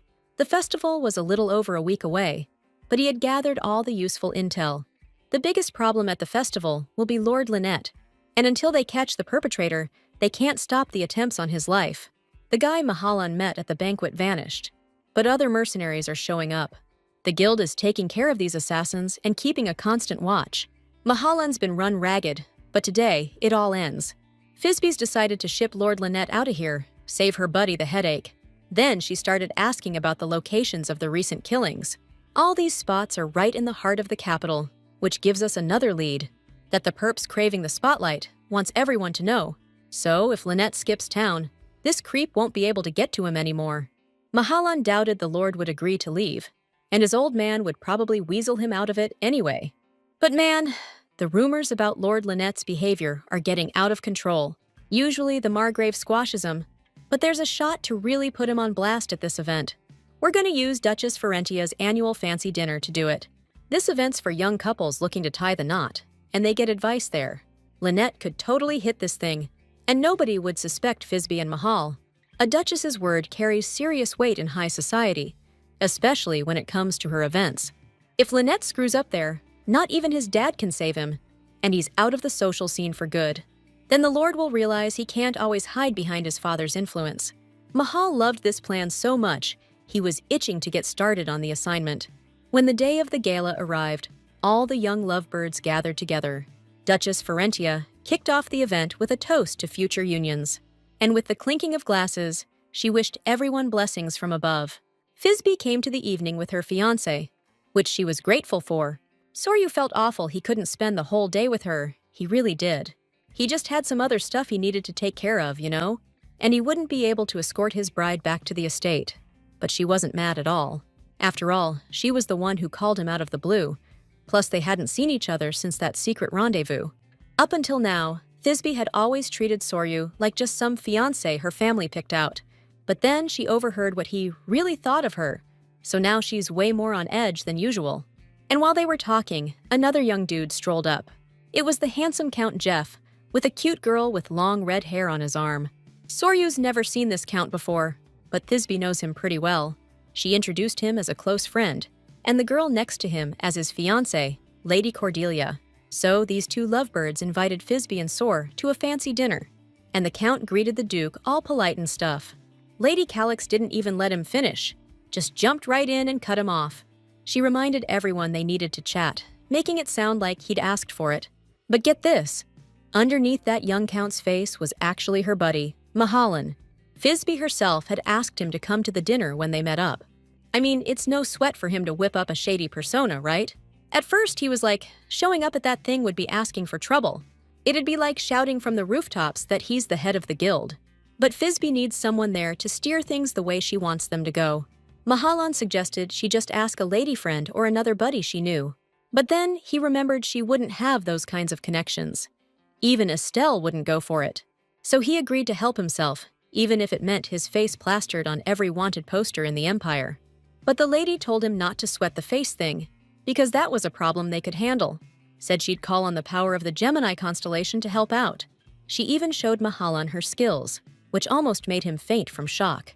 The girl explained that Gemini could change the caster's appearance. So now Mahalan was playing his part in disguise, acting according to their plan. Suddenly, he gave the signal when he spotted their target, Lord Lynette, who showed up to the party with his fiancée, Marcia Ivrea. She's the Duke's eldest daughter, but her family's fallen on hard times, so she had to get engaged to the son of a powerful count. Those two just walked past, and Mahalan figured they'd been spotted. Then, out of nowhere, the young Earl himself strolls up, taunting her about seeing the killer princess. He couldn't believe she showed her face here, considering her reputation. Her fiancé blew a gasket and was about to put Lynette in his place, but Fizby stopped him. She told him not to worry and promised she'd handle it herself. Then she told the Earl she was surprised to hear something like that coming from him. Lynette's face tightened up, and he demanded she explain herself. That's when Fizby pointed out that this evening was specifically for engaged couples, which definitely doesn't apply to someone who's swapping partners every other night. The Earl immediately got flustered, insisting it was just ridiculous gossip, nothing to believe. Fizby's been burned by gossip before, so she only trusts what she sees with her own eyes. And what she's seen from Lynette, separate from all the rumors, just proves her point, because he even came onto her once. That confession sent the young Earl into a rage. He was barely holding it together, but it was true. He felt inferior to Soar, and tried to steal Fizby away. This news totally blindsided Mahalan, since he doesn't get out much and had no clue. Fizby decided not to make a scene back then, because the Earl already had a fiancée. But Soar decided he'd had enough and invited the Lord to have a serious chat. Hearing his fiancée had to deal with that kind of crap just set him off. Lynette got visibly nervous and started assuring Marcia it was ancient history, but she just wanted to get out of there and apologized to Fizby for her fiancé's behavior. Besides, this isn't the place for a brawl. It's an important event. The Count listened to her. He just needed to hang in there a little longer to marry her and become a duke. And he announced that he agreed to back down, because that's what his bride wanted. But he warned that he wouldn't tolerate that kind of disrespect in the future. Fizby didn't even try to stop him, because everything was going according to her plan. And just as Lynette took a few steps, a girl with long black hair appeared in front of him. Seeing her, he froze, because she could expose his secret to everyone. The girl just noticed him and smiled sweetly, like she didn't expect to see him there. Without saying a word, the Count's face darkened even more, and grabbing her by the hand, he dragged her away. Ditching his fiancée? Man, people are gonna say he's a total player. It was a bonehead move. Even Fizby didn't think he'd dump Marcia that fast, and all he did was make everyone trust him even less. Fizby actually felt bad for the girl, just silently watching her fiancé walk away, totally crushed. So she told Mahalan, Soar, and Cordelia to go after Lynette. Try to smooth things over, because this could blow up into a major mess. Marcia ended up leaving too, so Fizby decided to talk to her herself, even though she really wanted to give the Count a piece of her mind right then. She just knows what it's like to feel alone in a crowded, fancy ballroom. It didn't take long to find Marcia, sitting alone on a couch against the wall. Tears were streaming down her face, and she felt like a complete fool. She figured Thisbe was here to laugh at her, but Thisbe shot back, saying she's called a killer herself. Still, Marcia decided she'd shut it down right away if the lady tried to coddle her. But Thisbe wasn't listening, and politely offered the girl a handkerchief. After all, she was taught that helping those in need is what makes a noble. Plus, she noticed that Marcia didn't have a tissue to wipe away her tears.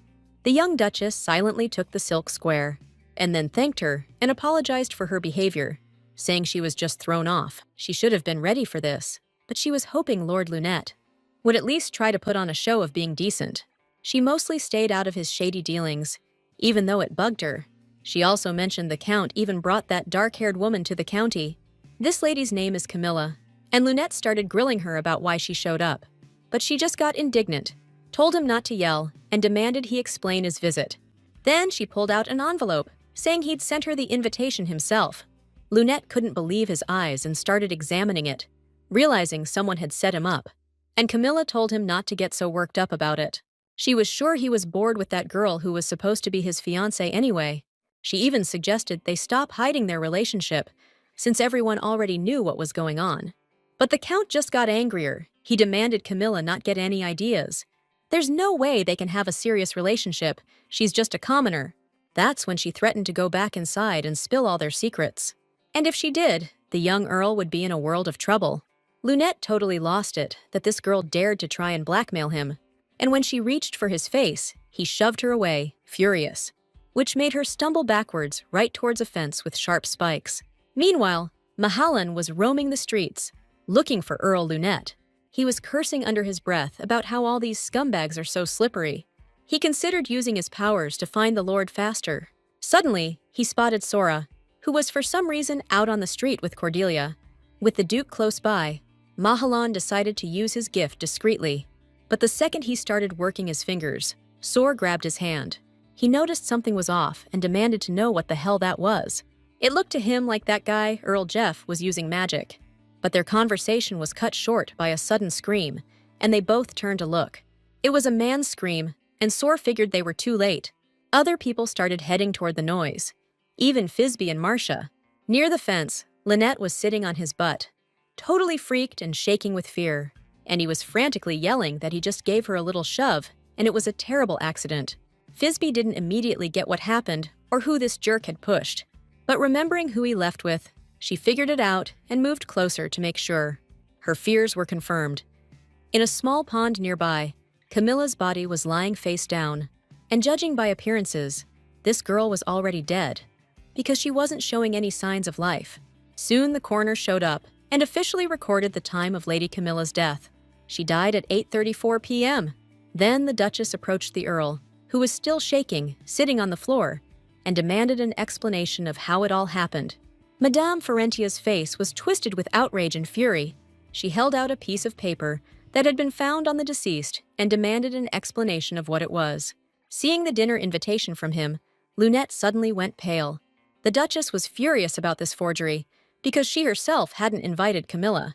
The Lord swore up and down that he didn't send anything like that to the girl. He claimed Princess Thisbe was just trying to smear his name. Sora stepped in to defend the girl, demanding the Earl back up his accusations with proof. And he reminded everyone that Lunette dumped his own fiancée, and Thisbe went after Marcia out of sympathy. So, the Lord has no right to accuse her based solely on his gut feelings. Actually, Thisbe's plan was for Lunette's mistress to expose his cheating ways. But, unexpectedly, even for her, the girl passed away, totally changing the game. Then Marcia spoke up, confirming that Thisbe was with her when it happened. At that moment, Lady Calixt realized that there were people who still believed in her, and Lunette started threatening that Marcia's family would also pay the price if he went down. But the girl wasn't scared, and flat out told him they were done. This turn of events left the Count totally blindsided. It would wreck his plans, but he still kept threatening Marcia's family. He also started insisting that the girl just fell, totally by accident. But then a witness showed up, claiming to have proof that wasn't true. Lady Cordelia stepped forward, saying she saw the whole thing go down. She was strolling near the pond and noticed a shoe floating in the water. Then she heard a woman's voice, calling for help. At that moment, Lunette was holding Camilla's hand, trying to pull her up and telling her to be quiet. But then he realized if she died, no one could rat him out for what he did. The girl herself started begging him to save her, promising she wouldn't tell anyone anything. Those two were far enough away from Cordelia that she couldn't hear what they were saying. But then she saw the young Earl just shove the dark-haired girl back into the water, and with a wicked grin, he announced that he had to marry March, and that Camilla should have thought twice before showing up with a fake invitation. Cordelia went on to describe how desperately the girl clung to him, even scratching the Lord's hand. The men grabbed him, and sure enough, there were scratches on the back of his hand. That was proof of what the witness had said. Duchess Ferentia realized that Lord Lunette had committed a serious offense and ordered her soldiers to arrest him immediately. Mahalan shifted back to his usual form, and Thisbe thanked the Gemini constellation. The guy geared up to leave, because he had another piece of business to take care of. Before this, he only knew Soar from Thisbe's stories. But he sensed something. He sensed that Duke Salvatore was a seriously bad dude. But he didn't want to freak Thisbe out with his suspicions just yet. Not after Killian's betrayal. He decided to gather more intel first, and bam! He vanished into the shadows. Then Soar walked up to her, and she suggested they get out of there. The girl was bummed that all their hangouts ended on such a weird note. But the Duke told her not to beat herself up about it, because it wasn't her fault. And he reminded her about the promise she'd made him not too long ago. What she'd think about their relationship if the tables turned. Soar promised her he'd shut down the rumors and make sure she could always smile. All she had to do was wish for it. And Thisbe, because she was unwinding after a rough day, and because Soar's words were like a sweet dream, she said something she shouldn't have. She agreed to his offer, figuring she had the right to dream a little. After that, Soar held her close and promised to keep his word, even if he had to turn everything around her into a living hell to do it. The Duke was dead serious, and he had his reasons. Later, on the way home, Las wondered what Soar was going to do with Lunette.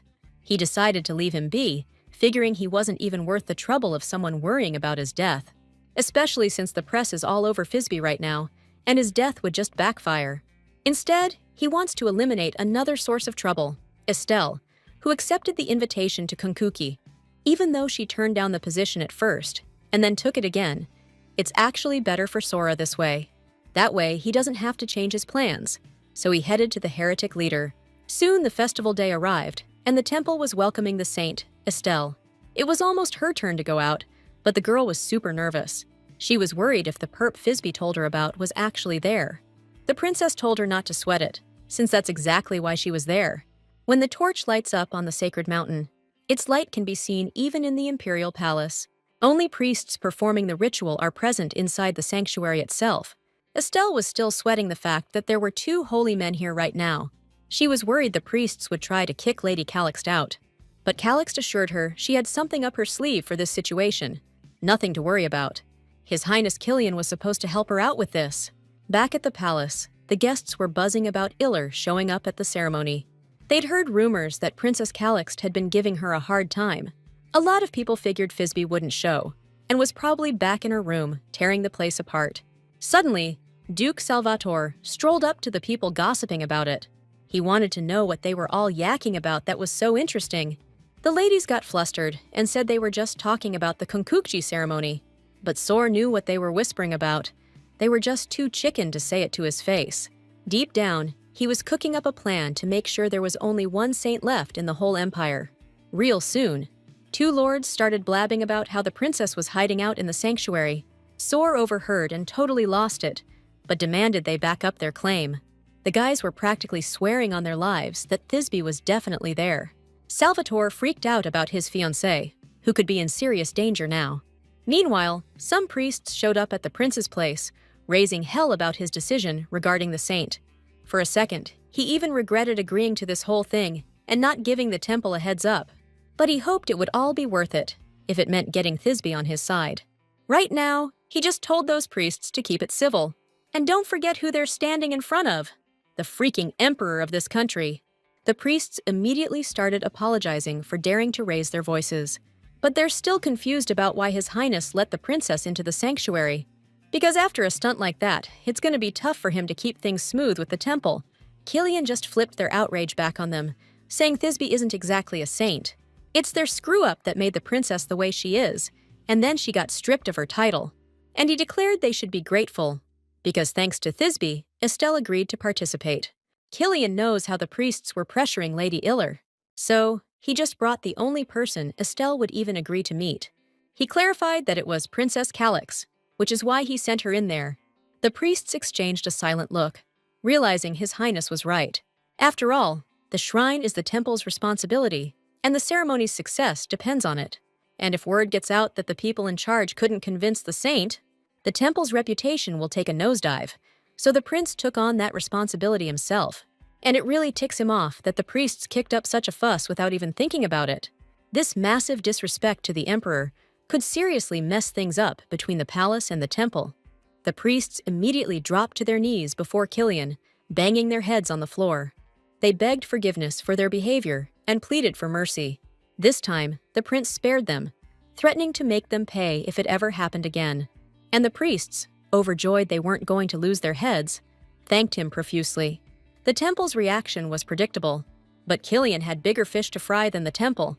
A servant came in and announced that Duke Salvatore was urgently requesting an audience. This was exactly what the prince was expecting, so he dismissed the priests before the meeting. As soon as they were gone, Sor strode into the hall with a determined look.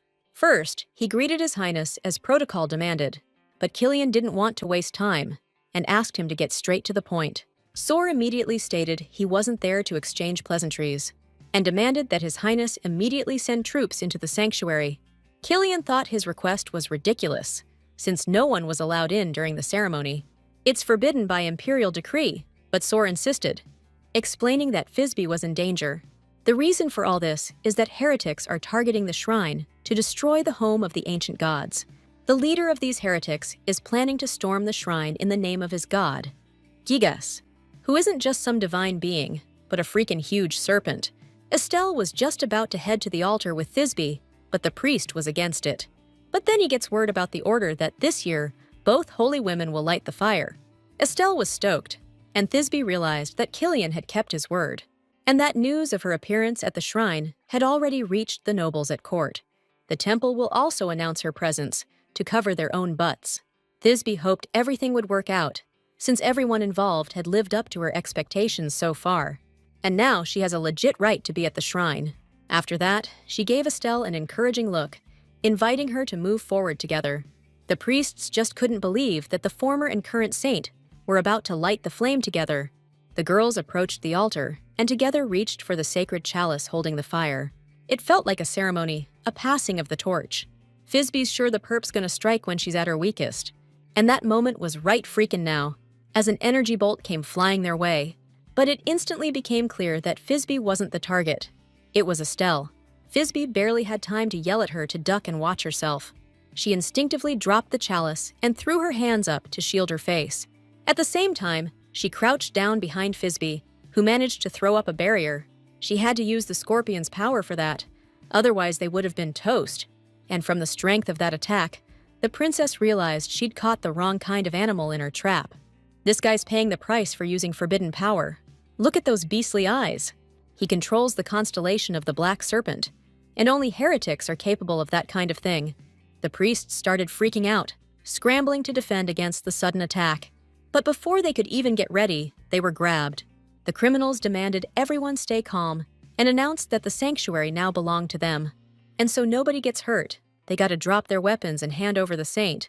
Thisbe realized the heretics had infiltrated the temple disguised as priests. Then, using mana, she telepathically told Estelle that she was the heretic's target. She needs to get out of this sanctuary and join up with them. No ambushes on the way here, so Estelle should make it back okay too.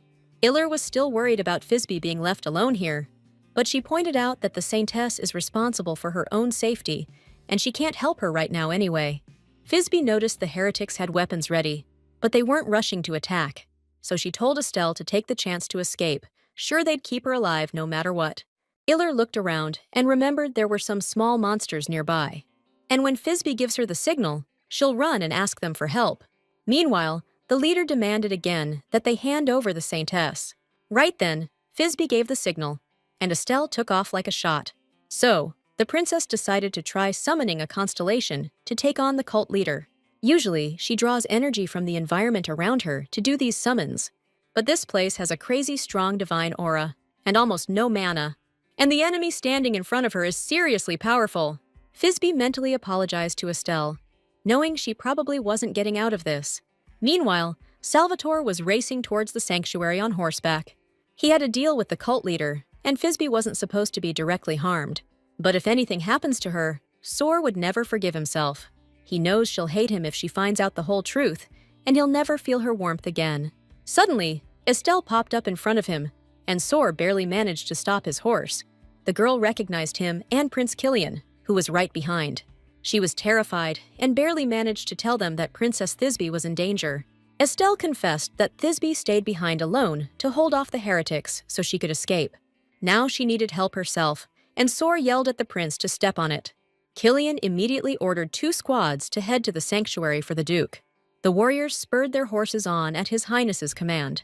But the prince found it weird that Sor knew about the heretic invasion first, something the sanctuary didn't even suspect, and he realized something was fishy. Just then, a letter arrived with instructions from the princess's shadow, and he knew what that meant. It was a letter from Thisbe's messenger, and Killian started reading it right away. His eyes went wide as saucers when he read that the heretic's goal was to destroy the sanctuary. They've planted explosives all along the mountain ridge, and the altar is the ultimate target. But that's not even the worst part. If the explosion triggers a collapse, they're all toast. The heretics know this perfectly well. That's why they set the charges at the very top. Killian immediately ordered several squads to find and disarm the explosives. He took the rest with him to show those heretics who's boss around here. He also sent a messenger to the temple, so reinforcements should be here soon. Still, time was running out. There's a ton of explosives and they're everywhere. All that's left is to try and minimize the damage and not get ourselves killed in the process. Meanwhile, Sor was getting closer and closer to the sanctuary. I was praying Thisbe could hold on a little longer, and she was going toe-to-toe with the heretic leader. His summoning power was insane, and her barrier was collapsing right before our eyes. He was standing there with this nasty grin, demanding she surrender to him. Now that she was standing there, totally defenseless, he was ready to strike. But then he noticed that this girl wasn't even trying to dodge. Thisbe was standing there cool as a cucumber, like the guy was full of it, and she called him out, saying his crummy little cult was too broke to afford the weapons. Weapons powerful enough to bust through the sanctuary, and they needed help to get it done. She figured out their benefactor made a deal that she was off-limits to a direct attack. If the leader knew it would end like this, he never would have made that deal. Sor only wanted the current saint gone. He didn't care about anything else. But the saint dying was already part of the heretic's plan, and the Duke's just helping them get there. Plus, he's paying them handsomely, so it seemed like a sweet deal. Duke Salvatore had only one condition. One person had to be kept safe. That's Thisbe Louisa Calixt. And if anyone dares to lay a hand on her, then the soul of the Cybele cult priest belongs to Sor. Las, on his orders, gave the priest a contract written with dark magic to be signed in blood. It was full of complicated formulas that you can't just break.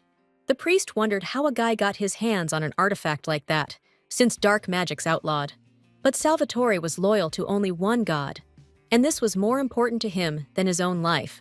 And now Cybele was pissed, not wanting some chick to screw up his plans. And since he couldn't just attack her, he decided to take her alive. Just then, Thisbe threw up another protective barrier around herself. Probably wouldn't hold for long, but she was hoping it would buy her some time. Besides, for the initial summoning, she needed to be completely cut off from the outside world.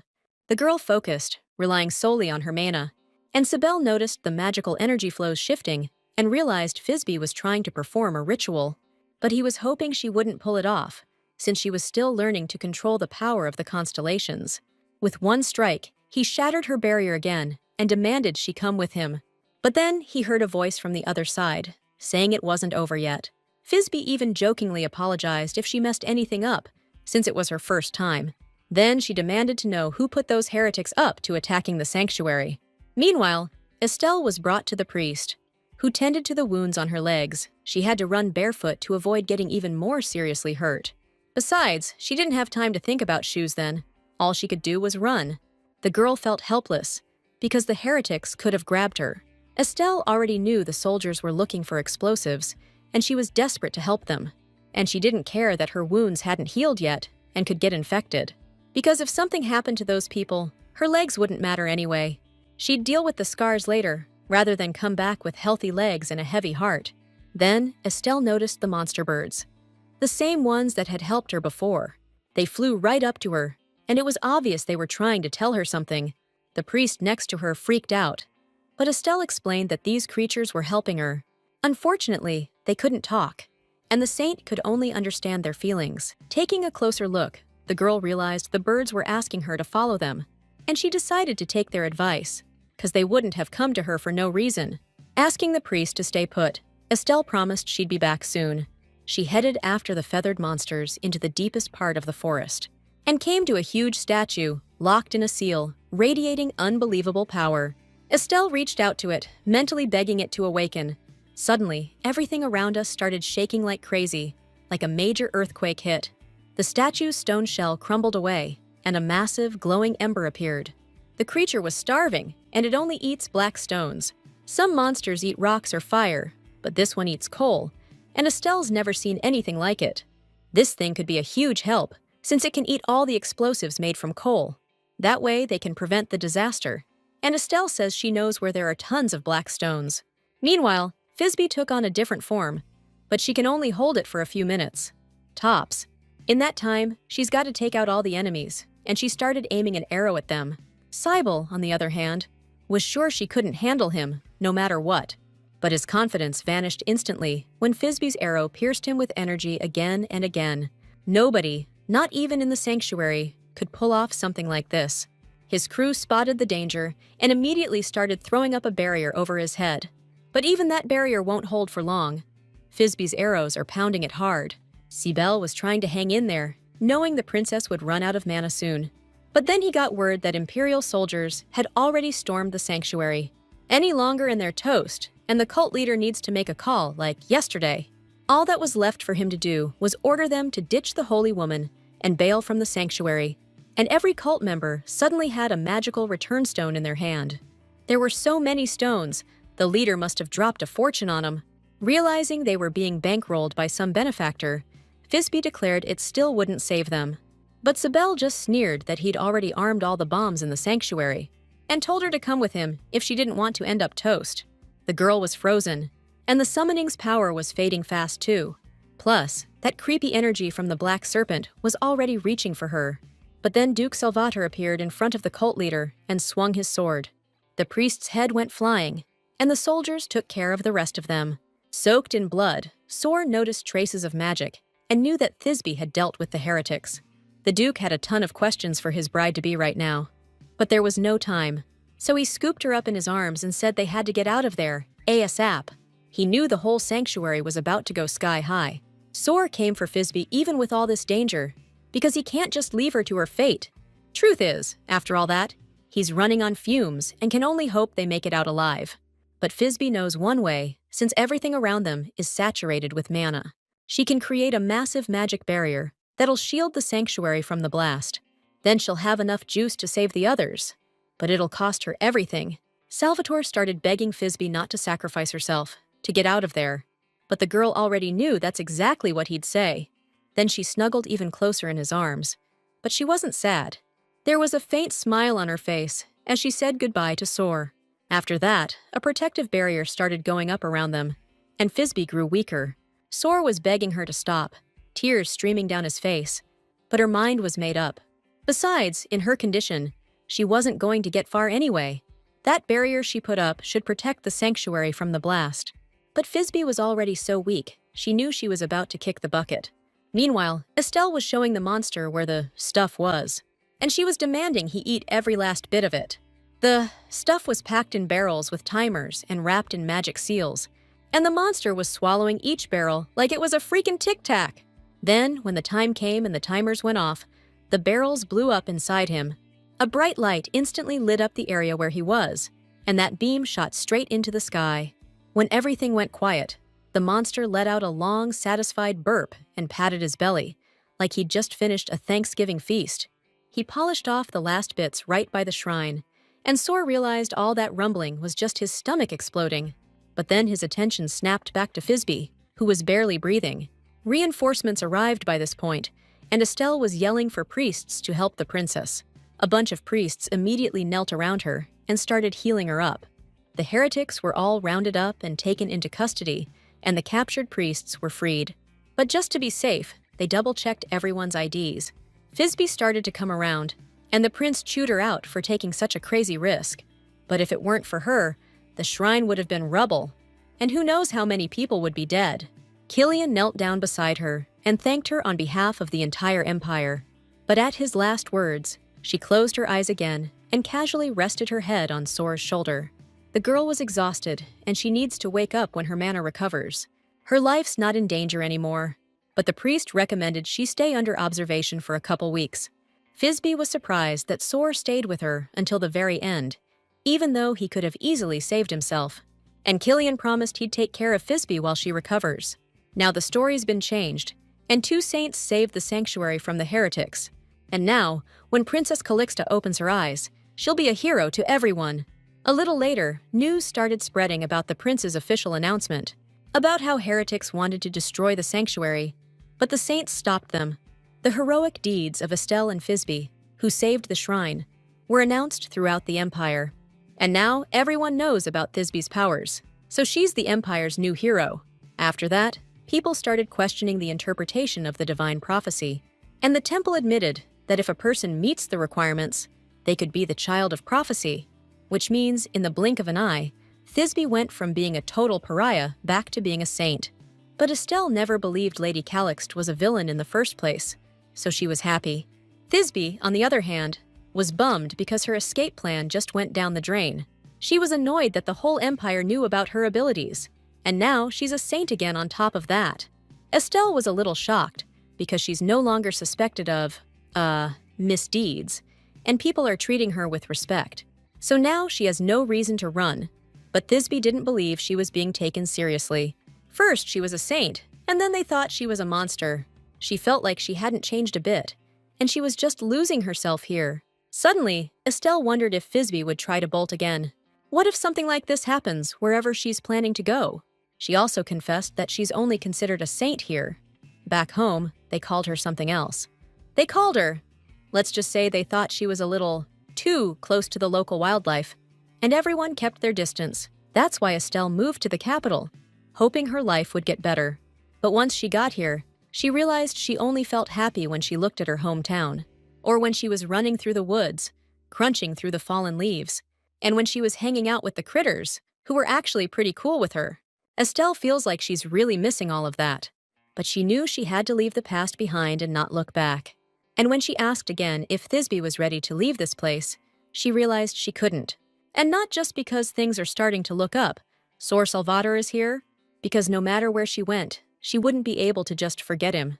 She feels happy with him and misses him when he's not around. And when they're together, she wants that moment to last forever. And then it hit Thisbe. She'd been genuinely in love with Sor all this time. At that moment, even her expression changed so much that Estelle flinched. But Thisbe immediately calmed her down, assuring her that she wasn't going anywhere. Meanwhile, Mahalon figured out that Sor's route matches the victim's movements. Now it all clicks why that guy knew about the party shenanigans before anyone else. The guild leader can barely wrap his head around the fact that Duke Salvatore's behind all this. The dude who's making his pal Thisbe feel all warm and fuzzy inside. Before long, the whole town's buzzing about how the princess is the pride of the Calixt clan. The girl overheard it herself whenever she stepped outside. And this morning, a whole mob was banging on their door, just to pay their respects. Thisbe, though, is having a hard time adjusting to suddenly being the big hero. She came to after 3 days, but magic's still a real struggle to control, 'cause she's got some serious internal damage going on. And until she's fully recovered, she's got to ditch the magic and forget about bailing to Says. Things seem to be getting better, but something still felt off. The day she finally went outside after the holiday, Sor messaged her.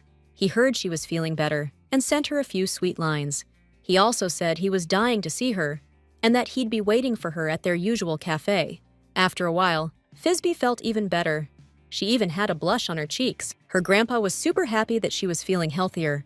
She was grateful for Estelle's company, which kept her from feeling so alone. Usually, her personal maid took care of her health. But after they found out that Maid was trying to do her in, the Duke forbade the servants from getting close.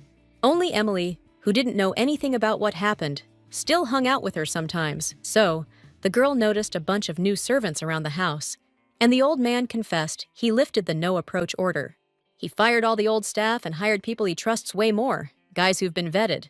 So, Thisbe doesn't have to worry about anything like that happening again, period. Almaz also admitted he toughened her up through her upbringing, so no one would dare push her around. And when she finally decides to leave, all he can do is accept her choice.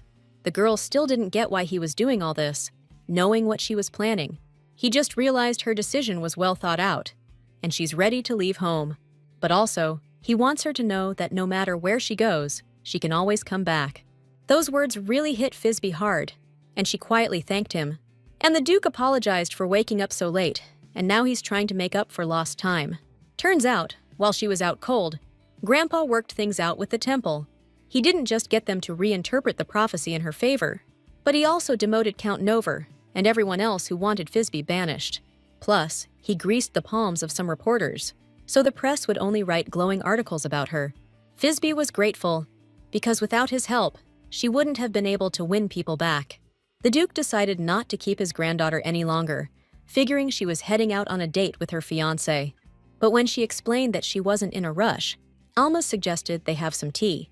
Thisbe happily accepted, because she was actually craving something sweet. But what made her even happier was that her grandpa was actually starting to change. From then on, the papers were full of stories about how Thisbe, the heroine, had saved the empire from certain threats. While plowing through one of those articles, Sor finally got the call that she was coming to meet him. But while she was out cold, he personally led the crackdown on what was left of the cult. Estelle told the girl all about it, and she definitely wasn't sugarcoating anything.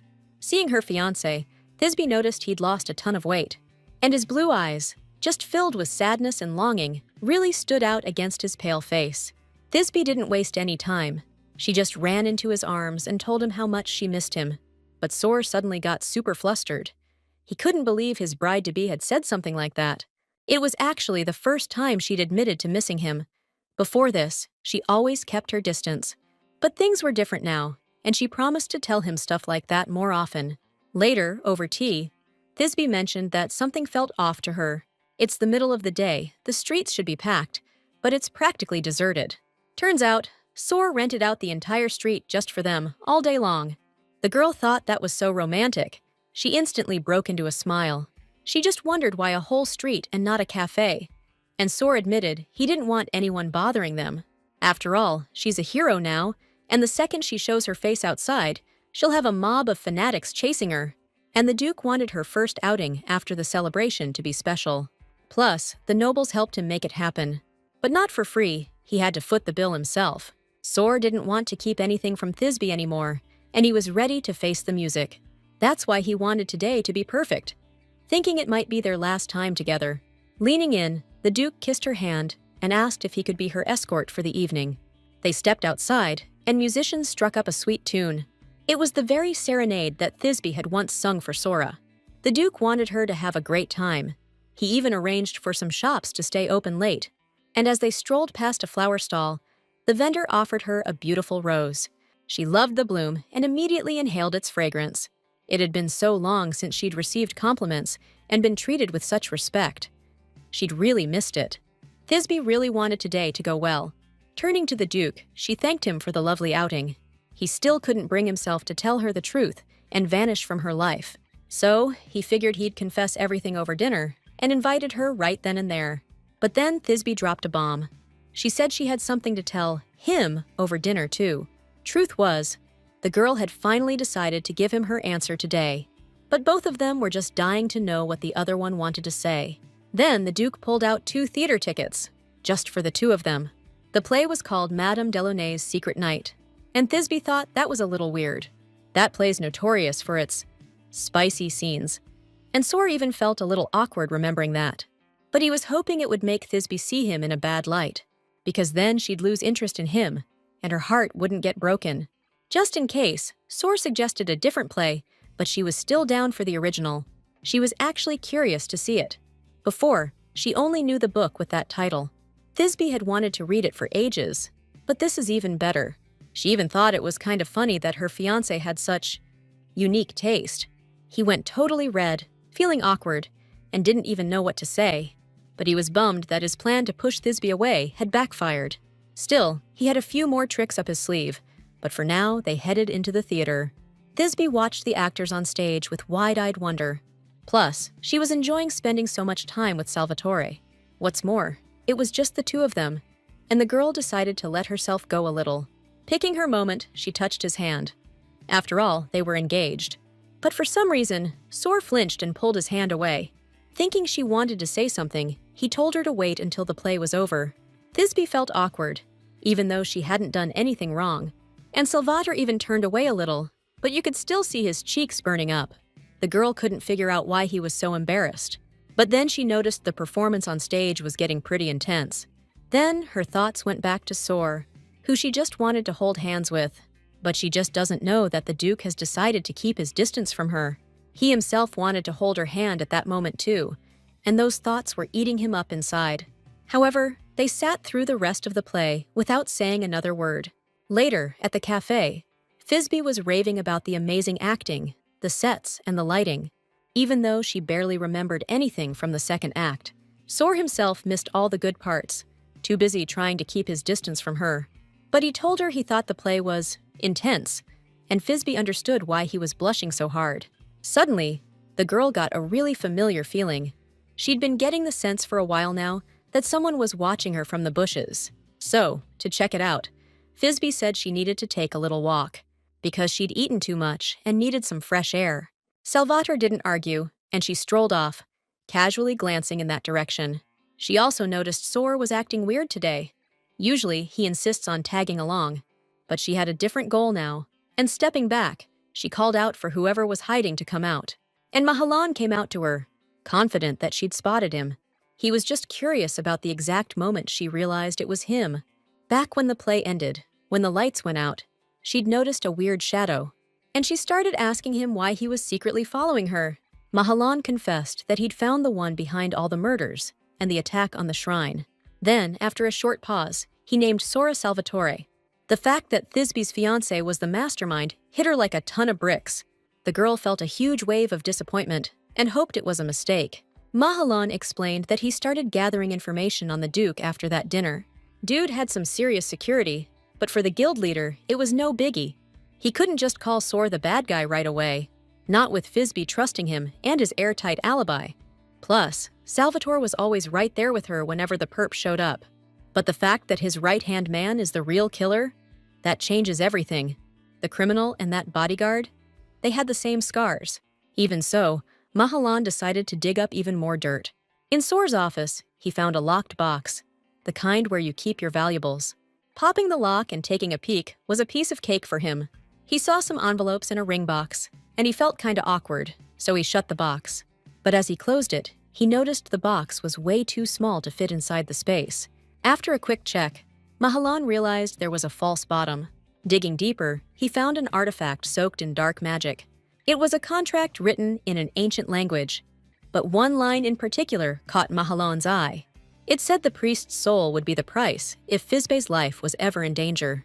The next moment, the door burst open, and 2 soldiers rushed into the office. But the room was empty, except for a draft blowing through the open window. The soldiers were a little confused, because they were sure they'd heard something, but they figured it was just the wind rattling the open shutters. Mahalan, worried sick, hid behind a tree and planned to tell Thisbe about this ASAP. Now she understood why the heretics hadn't attacked her, and why the cult leader gave Sor a weird look. This all proves Sor Salvador is a real piece of work. What's worse, he knew about those heretics before Zodiac did. The girl was totally floored. She couldn't believe it was her fiancé. For a second, everything went black, and she almost hit the deck. Mahalan caught her just in time, and after saying she was okay, she decided to talk to Sor herself. The guild leader thought that was a dumb idea, since the guy's been lying all along. And you can't trust a word he says now, not after he torched Thisbe's trust. Mahalan was worried Princess Calixte might get hurt somehow, but she just thanked him for showing her the truth. Even if Sor's guilty, she wants to hear his side of the story, to get the truth straight from him, because that's the only way she'll ever get out of this dump. Thisbe's made up her mind to leave, and told Mahal to pack her bags. After a letdown like that, there's nothing keeping her here anymore. Going back to Sor, she reminded him he wanted to talk to her, and now she wants to hear it herself, even though she's pretty sure what's coming. Salvatore was a little nervous. The evening came way too fast, but he still pulled out the document and confessed that he wanted to ask Thisbe to call off their engagement. That wasn't exactly what she was expecting, but she said she already knew the reason. She knows that Sor's the one who's really to blame for everything that's happened. You could see the disappointment all over Thisbe's face, but she's curious how long he thought he could keep playing her. She demanded to know why he did it and what the hell he was planning. Sor just wanted to bring back that saintly smile he once saw, the one that's now fading from this world.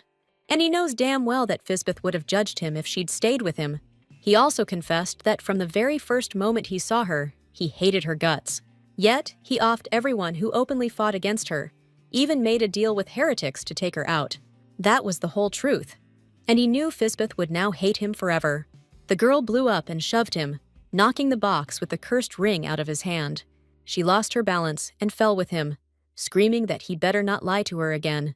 Now she doubted that his happiness when he first saw her was even real, because she'd seen both sides of his coin, and his true nature, not hesitating to get his hands dirty.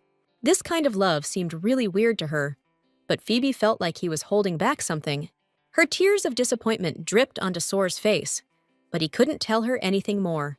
Just then, soldiers showed up and announced the Duke was under arrest for rebelling against the church. Phoebe begged them not to take him away, because she still had questions. But then the prince told her to stop, or they'd think she was in on it too. And he also announced that both Soar and she were now in for a serious talking to. Arriving at the palace, Phoebe remembered how they used to play here all the time, hiding from the grown-ups. That was a long time ago, but they weren't here now for some trip down memory lane. Phoebe was wondering how the imperial court figured out so fast that Soar was the one responsible. The prince explained that before the treaty was signed, the cult leader ordered one of his followers to keep an eye on things. And that occultist, he noticed Duke Salvatore. After his testimony, they searched the Duke's house and found this contract. It was sealed with dark magic, but the main thing is, according to the contract, the priest can't harm Fisby. What the prince said matched what Mahalan told the princess, and the anxiety from realizing that Soar was actually guilty just overwhelmed her even more.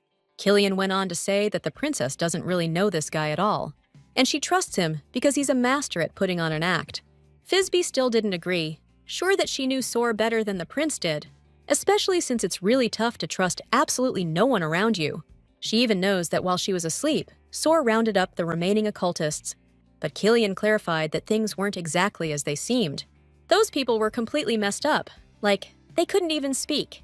The prince described Sora as a brutal killer, someone you just can't trust. And this guy's gonna pay the ultimate price for treason tomorrow. Killian's gonna be there himself when they read the sentence. Leaning in close to Fisby, trying to smooth her hair, the prince asked her to end her suffering and to finally make the right call. But she didn't get why he didn't just tell her to break off the engagement and stay away from Sora. Killian wanted to be smooth about it, but clearly that backfired. He's lost on why she's hesitating, but then he joked that she's fallen for the Duke. But the girl was dead serious, said that's exactly how it was. Then she got all flustered and said she wasn't sure what she really felt. Later, Killian got a secret visitor, someone curious why he lied to the princess. After all, the cult leader hadn't ordered anyone to monitor the situation. The prince said that because Soar was good at hiding, and the investigation hit a dead end. But he managed to find the villain thanks to Mahaon's shadow, who was now his guest. And if the prince admitted that the shadow helped him catch the Duke, Princess Callisto would be super bummed out.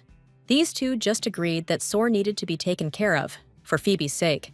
Thanks to Mahaon, the prince was able to prove the Duke's guilt, which he's super grateful for. The guild leader only agreed to help him to protect Fisby. The trial opened the very next day. Soar stood before the judge, with Killian watching the proceedings from a balcony behind him. Angry comments started rising from the crowd in the courtroom.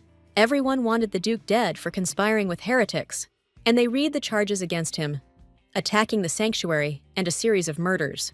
But Soar didn't care about that. All that mattered was that Fisby was once again the Empire's saint. Even if someone shows up who's jealous of her, she now has enough power to stand up for herself. He was only sorry that the last time he saw her, she was so upset. And standing there before the judge, Soar didn't deny the charges against him. Out of nowhere, the courtroom doors swung wide open. It was Thisbe, and she announced, loud and clear, that she was here to defend the Duke. A wave of murmurs rippled through the room. The princess was taking the side of a criminal? Killian demanded his servant explain how the princess even got in here. Salvatore started demanding Lady Calix's leave, but she wasn't backing down. See, according to imperial law, if the defendant doesn't have a lawyer, a close relation can step in to defend them. Thisbe came here as his fiancé and has every right to defend him. The prince was furious that she showed up. This just made everything harder. But what really stung was that she wanted to defend the guy who did this. But Thisbe wasn't about to let him go down without a fight. She wants him to beg for forgiveness, to live, and to make up for what he's done. And she's hoping Sor Salvatore will grant her request. The night before, Duke Kalasked noticed his granddaughter staying up late in the library. The girl was studying imperial law to prepare for tomorrow's trial. But Almasa was more worried that she was going to defend Sor, who had betrayed the church, and he started begging her to just break off the engagement with the guy. But Thisbe wouldn't agree, because when rumors started about her, Sor was always on her side. And she wasn't arguing that he was guilty of all those things, but she's sure Sor was trying to help her. He just chose the wrong way to do it. Obviously, not thinking the princess would end up in a situation like this. Besides, this wasn't just some lovesick puppy acting out. That's why Thisbe wants to give him a chance to face up to what he's done. She wants to hear him confess, face to face, when they're alone. Plus, she's seriously ticked off at Sora, and she'll regret it if he kicks the bucket before she tells him what she really thinks. Alma suddenly got thoughtful, then said, "There's no way to get Sora off the hook completely, but they could shorten his sentence if they prove he wasn't trying to destroy the sanctuary. They could spin it so the heretics were the ones who wanted it gone." Almas didn't suddenly love Salvatore, but he was a comfort to Thisbe when she was all alone. Back then, he put a stop to everything except her meetings with the young duke. Thisbe suddenly remembered herself and gave her grandpa a grateful hug. She was stoked he was on her side, but he told her to get back to business, and the girl admitted she had an idea now, even though she thought she was totally stuck just a minute ago. So, Duke Callisto stayed with his granddaughter that evening, helping her figure things out. On the day of the trial, everyone was sure Salvatore was toast, but the defense claimed the attack on the sanctuary was solely the work of some extremists. As proof, Princess Callisto pointed to a certain document, the very contract that was found at Duke Salvatore's place. Killian was surprised, because the document only seemed to prove Sor's guilt. Still, the judge granted the defense's request and asked for the document to be brought forward. Since the princess requested the trial be reopened, they decided to re-examine the evidence. The girl thanked the judge and read a section from the contract. First, she pointed out the clause stating that no one can try to take her life. But this contract also says that the hit was ordered on Saint Estelle. The prince just smirked, because that only makes the duke's guilt worse. Estelle, who was in the hall, was scared that Thisbe would now be accused of protecting a traitor, and she worried that this made it even harder for the princess to get out of this mess. But the princess continued, saying that the contract never mentions attacking the sanctuary. Therefore, the contract proves the attack was solely organized by heretics. The prince was shocked, realizing the princess was trying to exonerate Sor, and he flew into a rage, understanding she'd planned to save him from execution all along. And Thisbe just demanded the prince prove that Sor ordered the attack on the shrine. He didn't have that kind of proof, and he barely had any time to gather intel. But what bugged him more was how Thisbe figured all this out in a single night. Truth is, she got help from the Zodiac Info Guild. It was that evening, when she was thinking about skipping town again. She asked Mahalan to hold up a sec, because she wasn't fully recovered yet. Plus, she had something else she needed to take care of before she left. She knew the Imperial Court would try to squeeze info out of the heretics. Then Sor's crimes would be exposed, so she asked Mahalan to go to the prince and spill everything. The guild leader was pissed, because that would bring the Imperial Guard down on them instantly. That's exactly what Thisbe planned. Mahal stole the documents to use in court. Not long ago, Killian claimed Thisbe trusted people too much, but she didn't trust them, because Warward was the one who got cocky. Now, in the courtroom, Killian was furious that things hadn't gone his way, and the judge reminded him it was time to deliver the verdict. Killian had to admit the sanctuary terror plot was the heretics' idea. Considering the defendant actively helped catch the terrorists, the court sentences Duke Salvatore to 10 years in exile. That was the final verdict, and Killian wasn't about to overturn it. After the trial, Thisbe still wanted to know why Sora was being sent to Caldale specifically, and he explained that before becoming a knight, Salvatore had fought in a ton of battles in that region, so he'd be in a familiar environment there, even though that's a territory that hasn't seen peace in 1,000 years, which pretty much meant Sora had a snowball's chance in hell of coming back. But either way, it'd be better than just getting executed right away. At least Salvatore would get to die fighting for his country. Thisbe still didn't like the decision, and she made the prince an offer. Soon, the duke started getting ready to leave and decided to take that ring with him, the one his assistant found and returned, even though he begged his lord not to. It pained him to see the duke in such a state, but Sor knew there was nothing he could do, and it was time for him to hit the road. They call the Kaldil region a century-old conflict zone, and that's where he spent his youth. After his mother passed, he had no right to inherit, so he had to become a knight, because that's how he could get a title straight from the emperor himself. He needed to hurry, so the Salvator family wouldn't fall under the elder's control, and Sor decided to protect his family, just like his mother wanted. The young duke was sent to Kaldil, where he aimed to make a name for himself. He spent a whole year there, taking out enemies and turning the snowy plains crimson.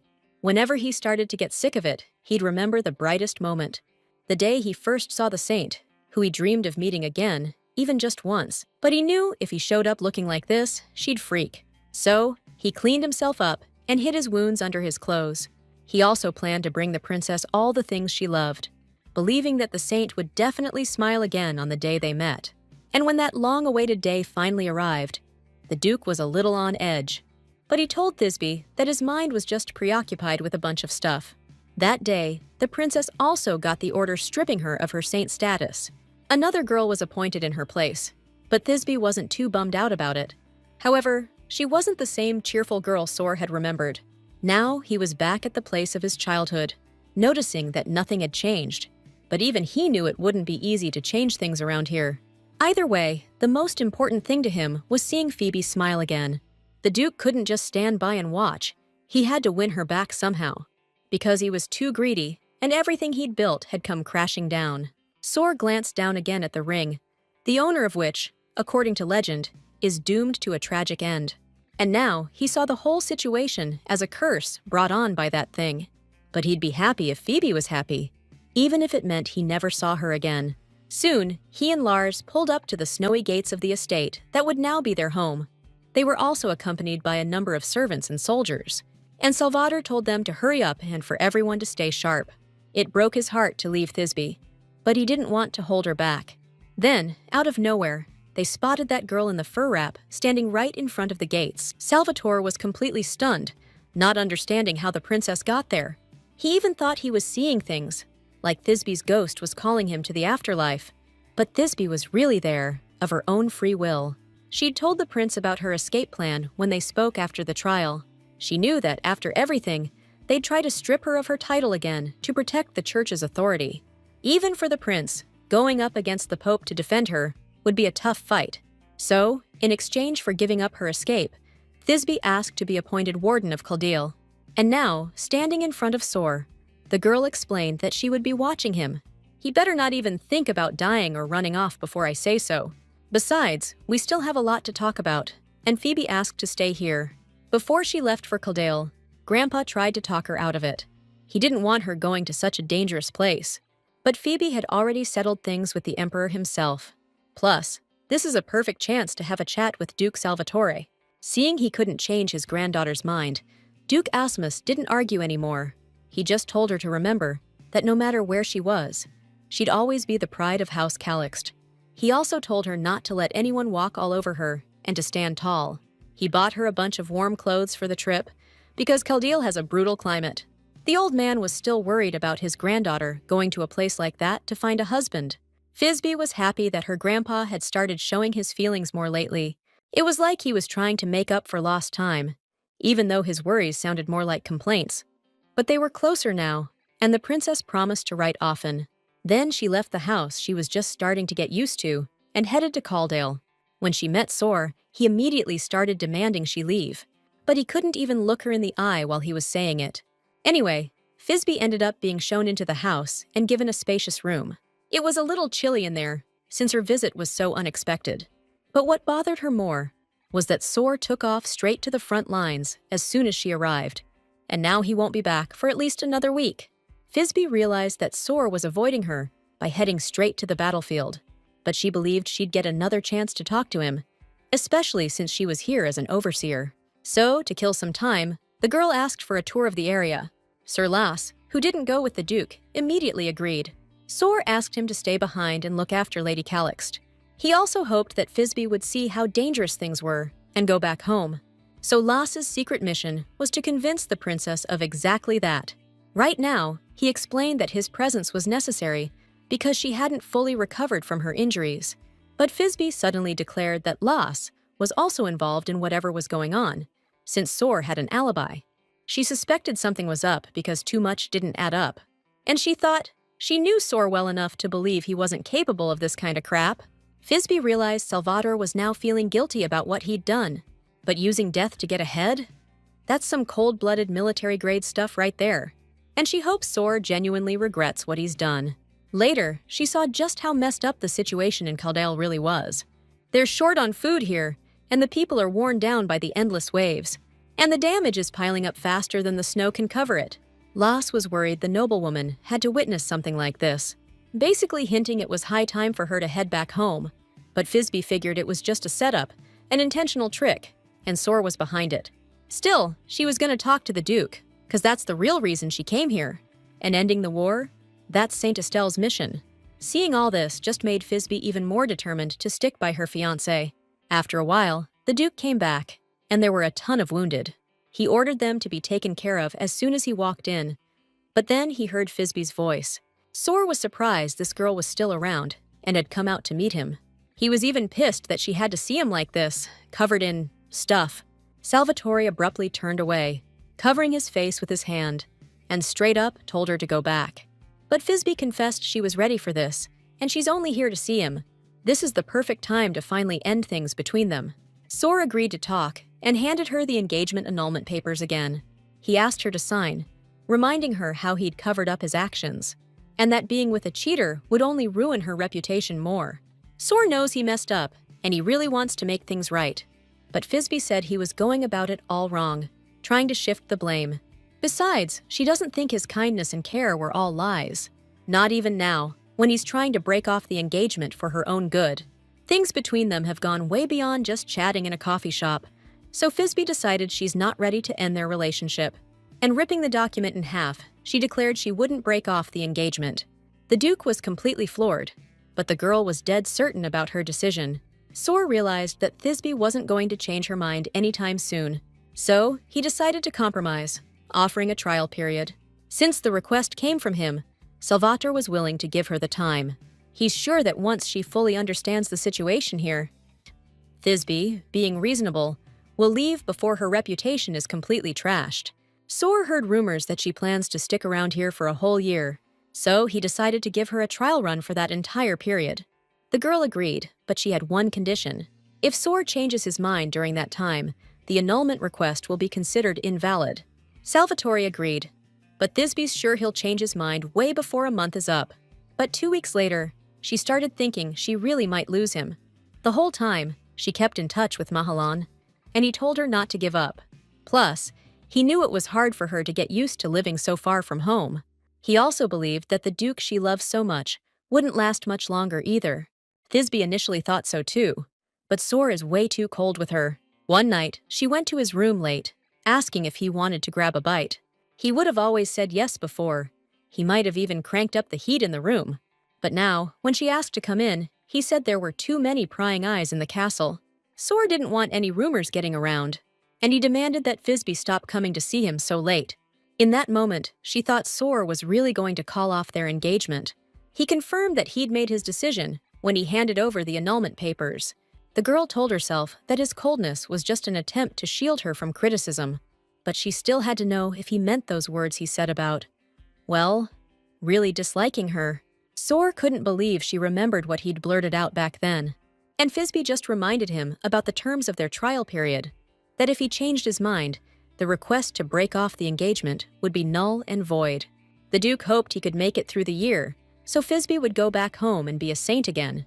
He knew his feelings for her would only get in the way. So, he just apologized and told her to go back to her room. That look on his face was new to Thisbe, and it made her question how he felt. But Mahal, hearing about it, even said those two were kinda alike. Thisbe was thinking about leaving the country too, back when everyone thought she was against the Empire. That's what they have in common. They're both willing to go to the mat for each other. Still, the princess wasn't about to back down. She wouldn't have even started if she was going to. She wasn't falling for such an obvious trick to send her home. She became a supervisor to stay close to Soar, who decided to call off the engagement. She decided to dig in her heels here and see Soar by discussing local matters. Besides, she can't just sit back knowing the state this place is in. Right now, the biggest problem here is getting enough food. The harsh climate makes farming impossible. That's why she decided to ask someone for help. Thisbe went to see Roderick, a merchant who wasn't doing so hot. The guy was surprised to see such a respected figure and wondered what he owed the pleasure of her personal visit to his humble abode. This guy was Estelle's ally in the novel. Before she helped him out, he ran a tiny shop in a village near Caldale.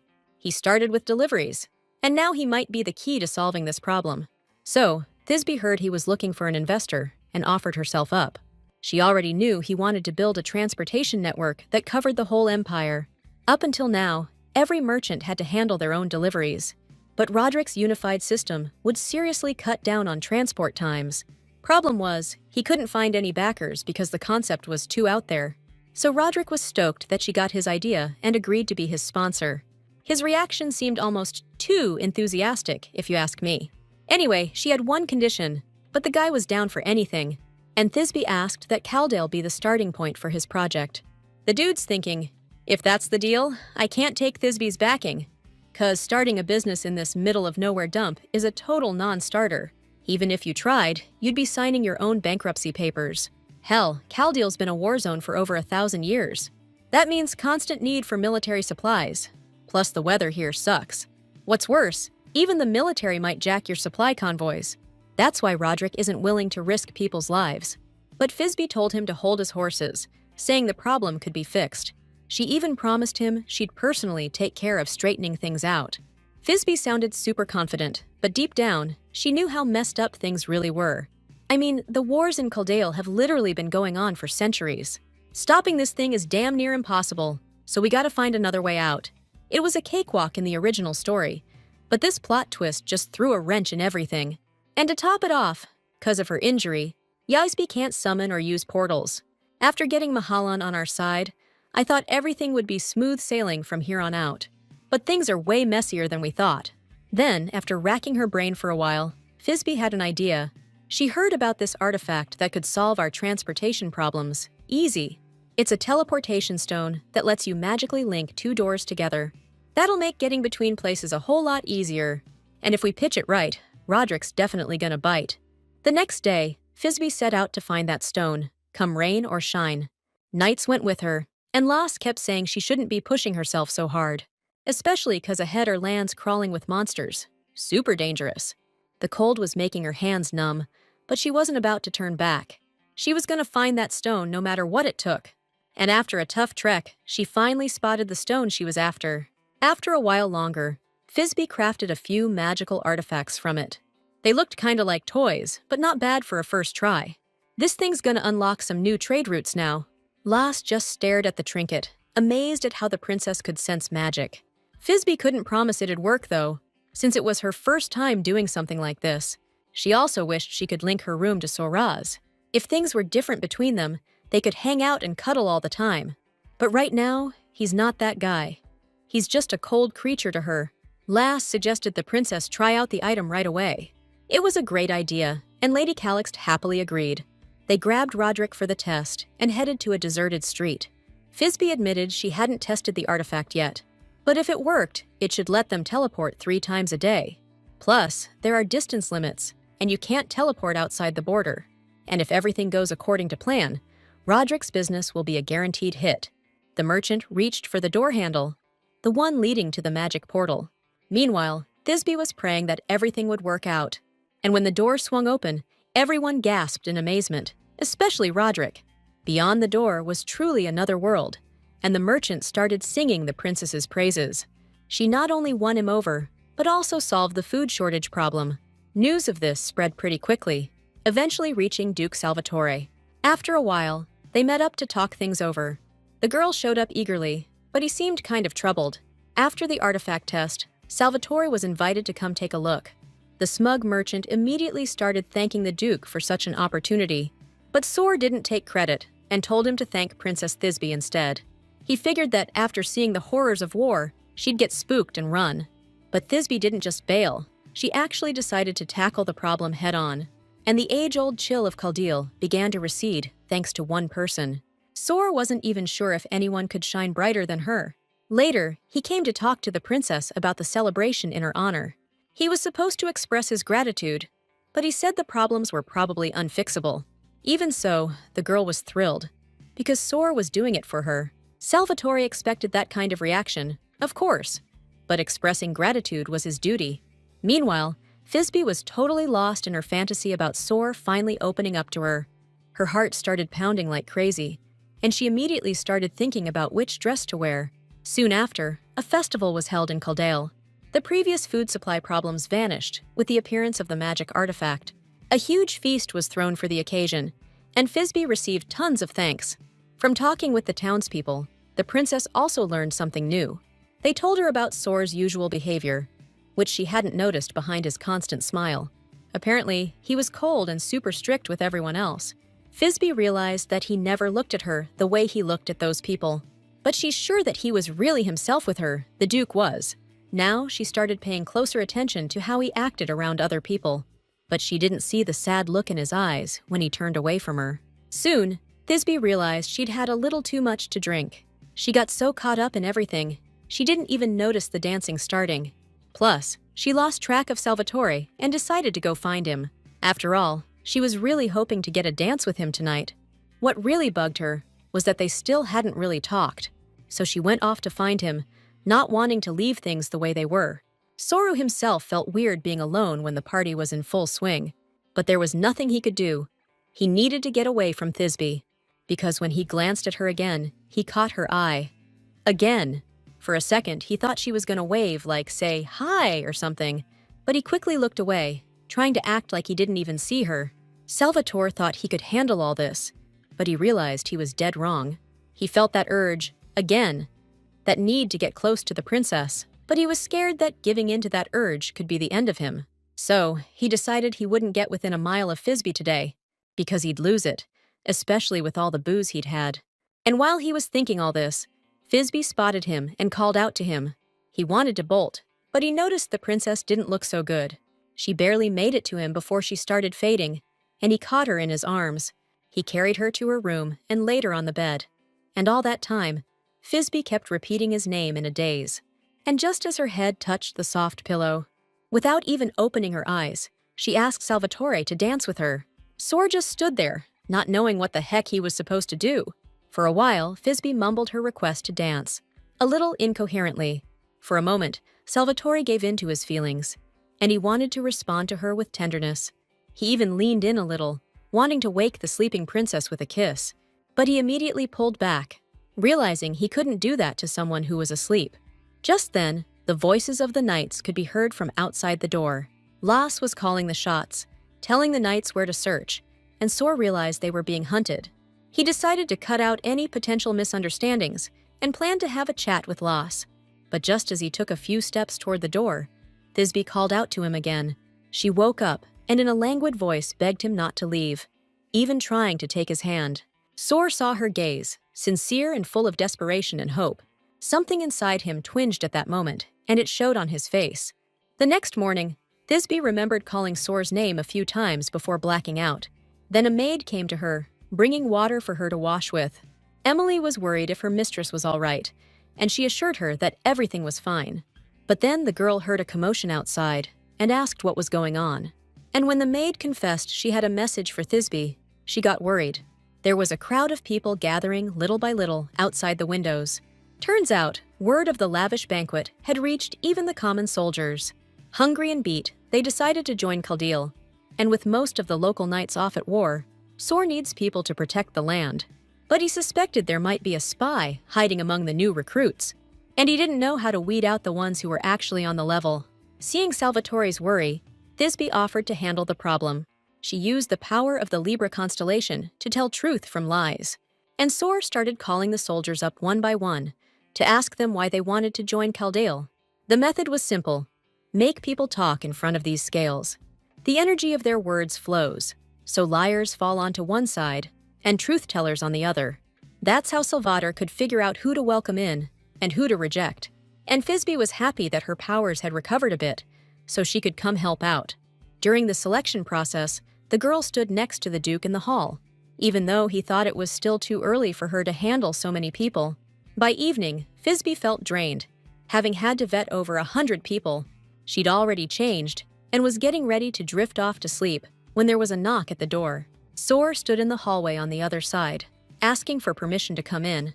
The voice he spoke with now would have been anxious, but Fizby was just glad he finally came. She threw the door open and saw the Duke, but his face wasn't cold at all. Soar just said he came to check on her, knowing how exhausting the selection process was. And when he added it was just his duty, Thisbe realized she jumped to conclusions. Still, she told him that his visit made her feel a lot better. Then a few seconds of silence hung between them, and the princess noticed that loaded look of his again. Soar explained again that being around her would only cause her trouble, because she's just too radiant, and he's a really messed up guy. The girl started to feel lost, but there was truth in his words. No matter how hard he tries, his past mistakes will always haunt him. Still, Fizby's choice is her responsibility, and she alone is accountable for it. And she wants Soar to feel the weight of that killing too, to pay for what he's done. Another silence fell, and then Salvator stepped over the threshold of her room. He said her name aloud and leaned in, and she, thinking he wanted a hug, wrapped her arms around his back. But feeling something wet, she looked at her hand and saw blood. There are a few ways he could have gotten hurt. An attack, an accident, or maybe Soar decided to, check out early. The girl was scared he'd decided to solve her problems that way, and she'd have to figure it all out.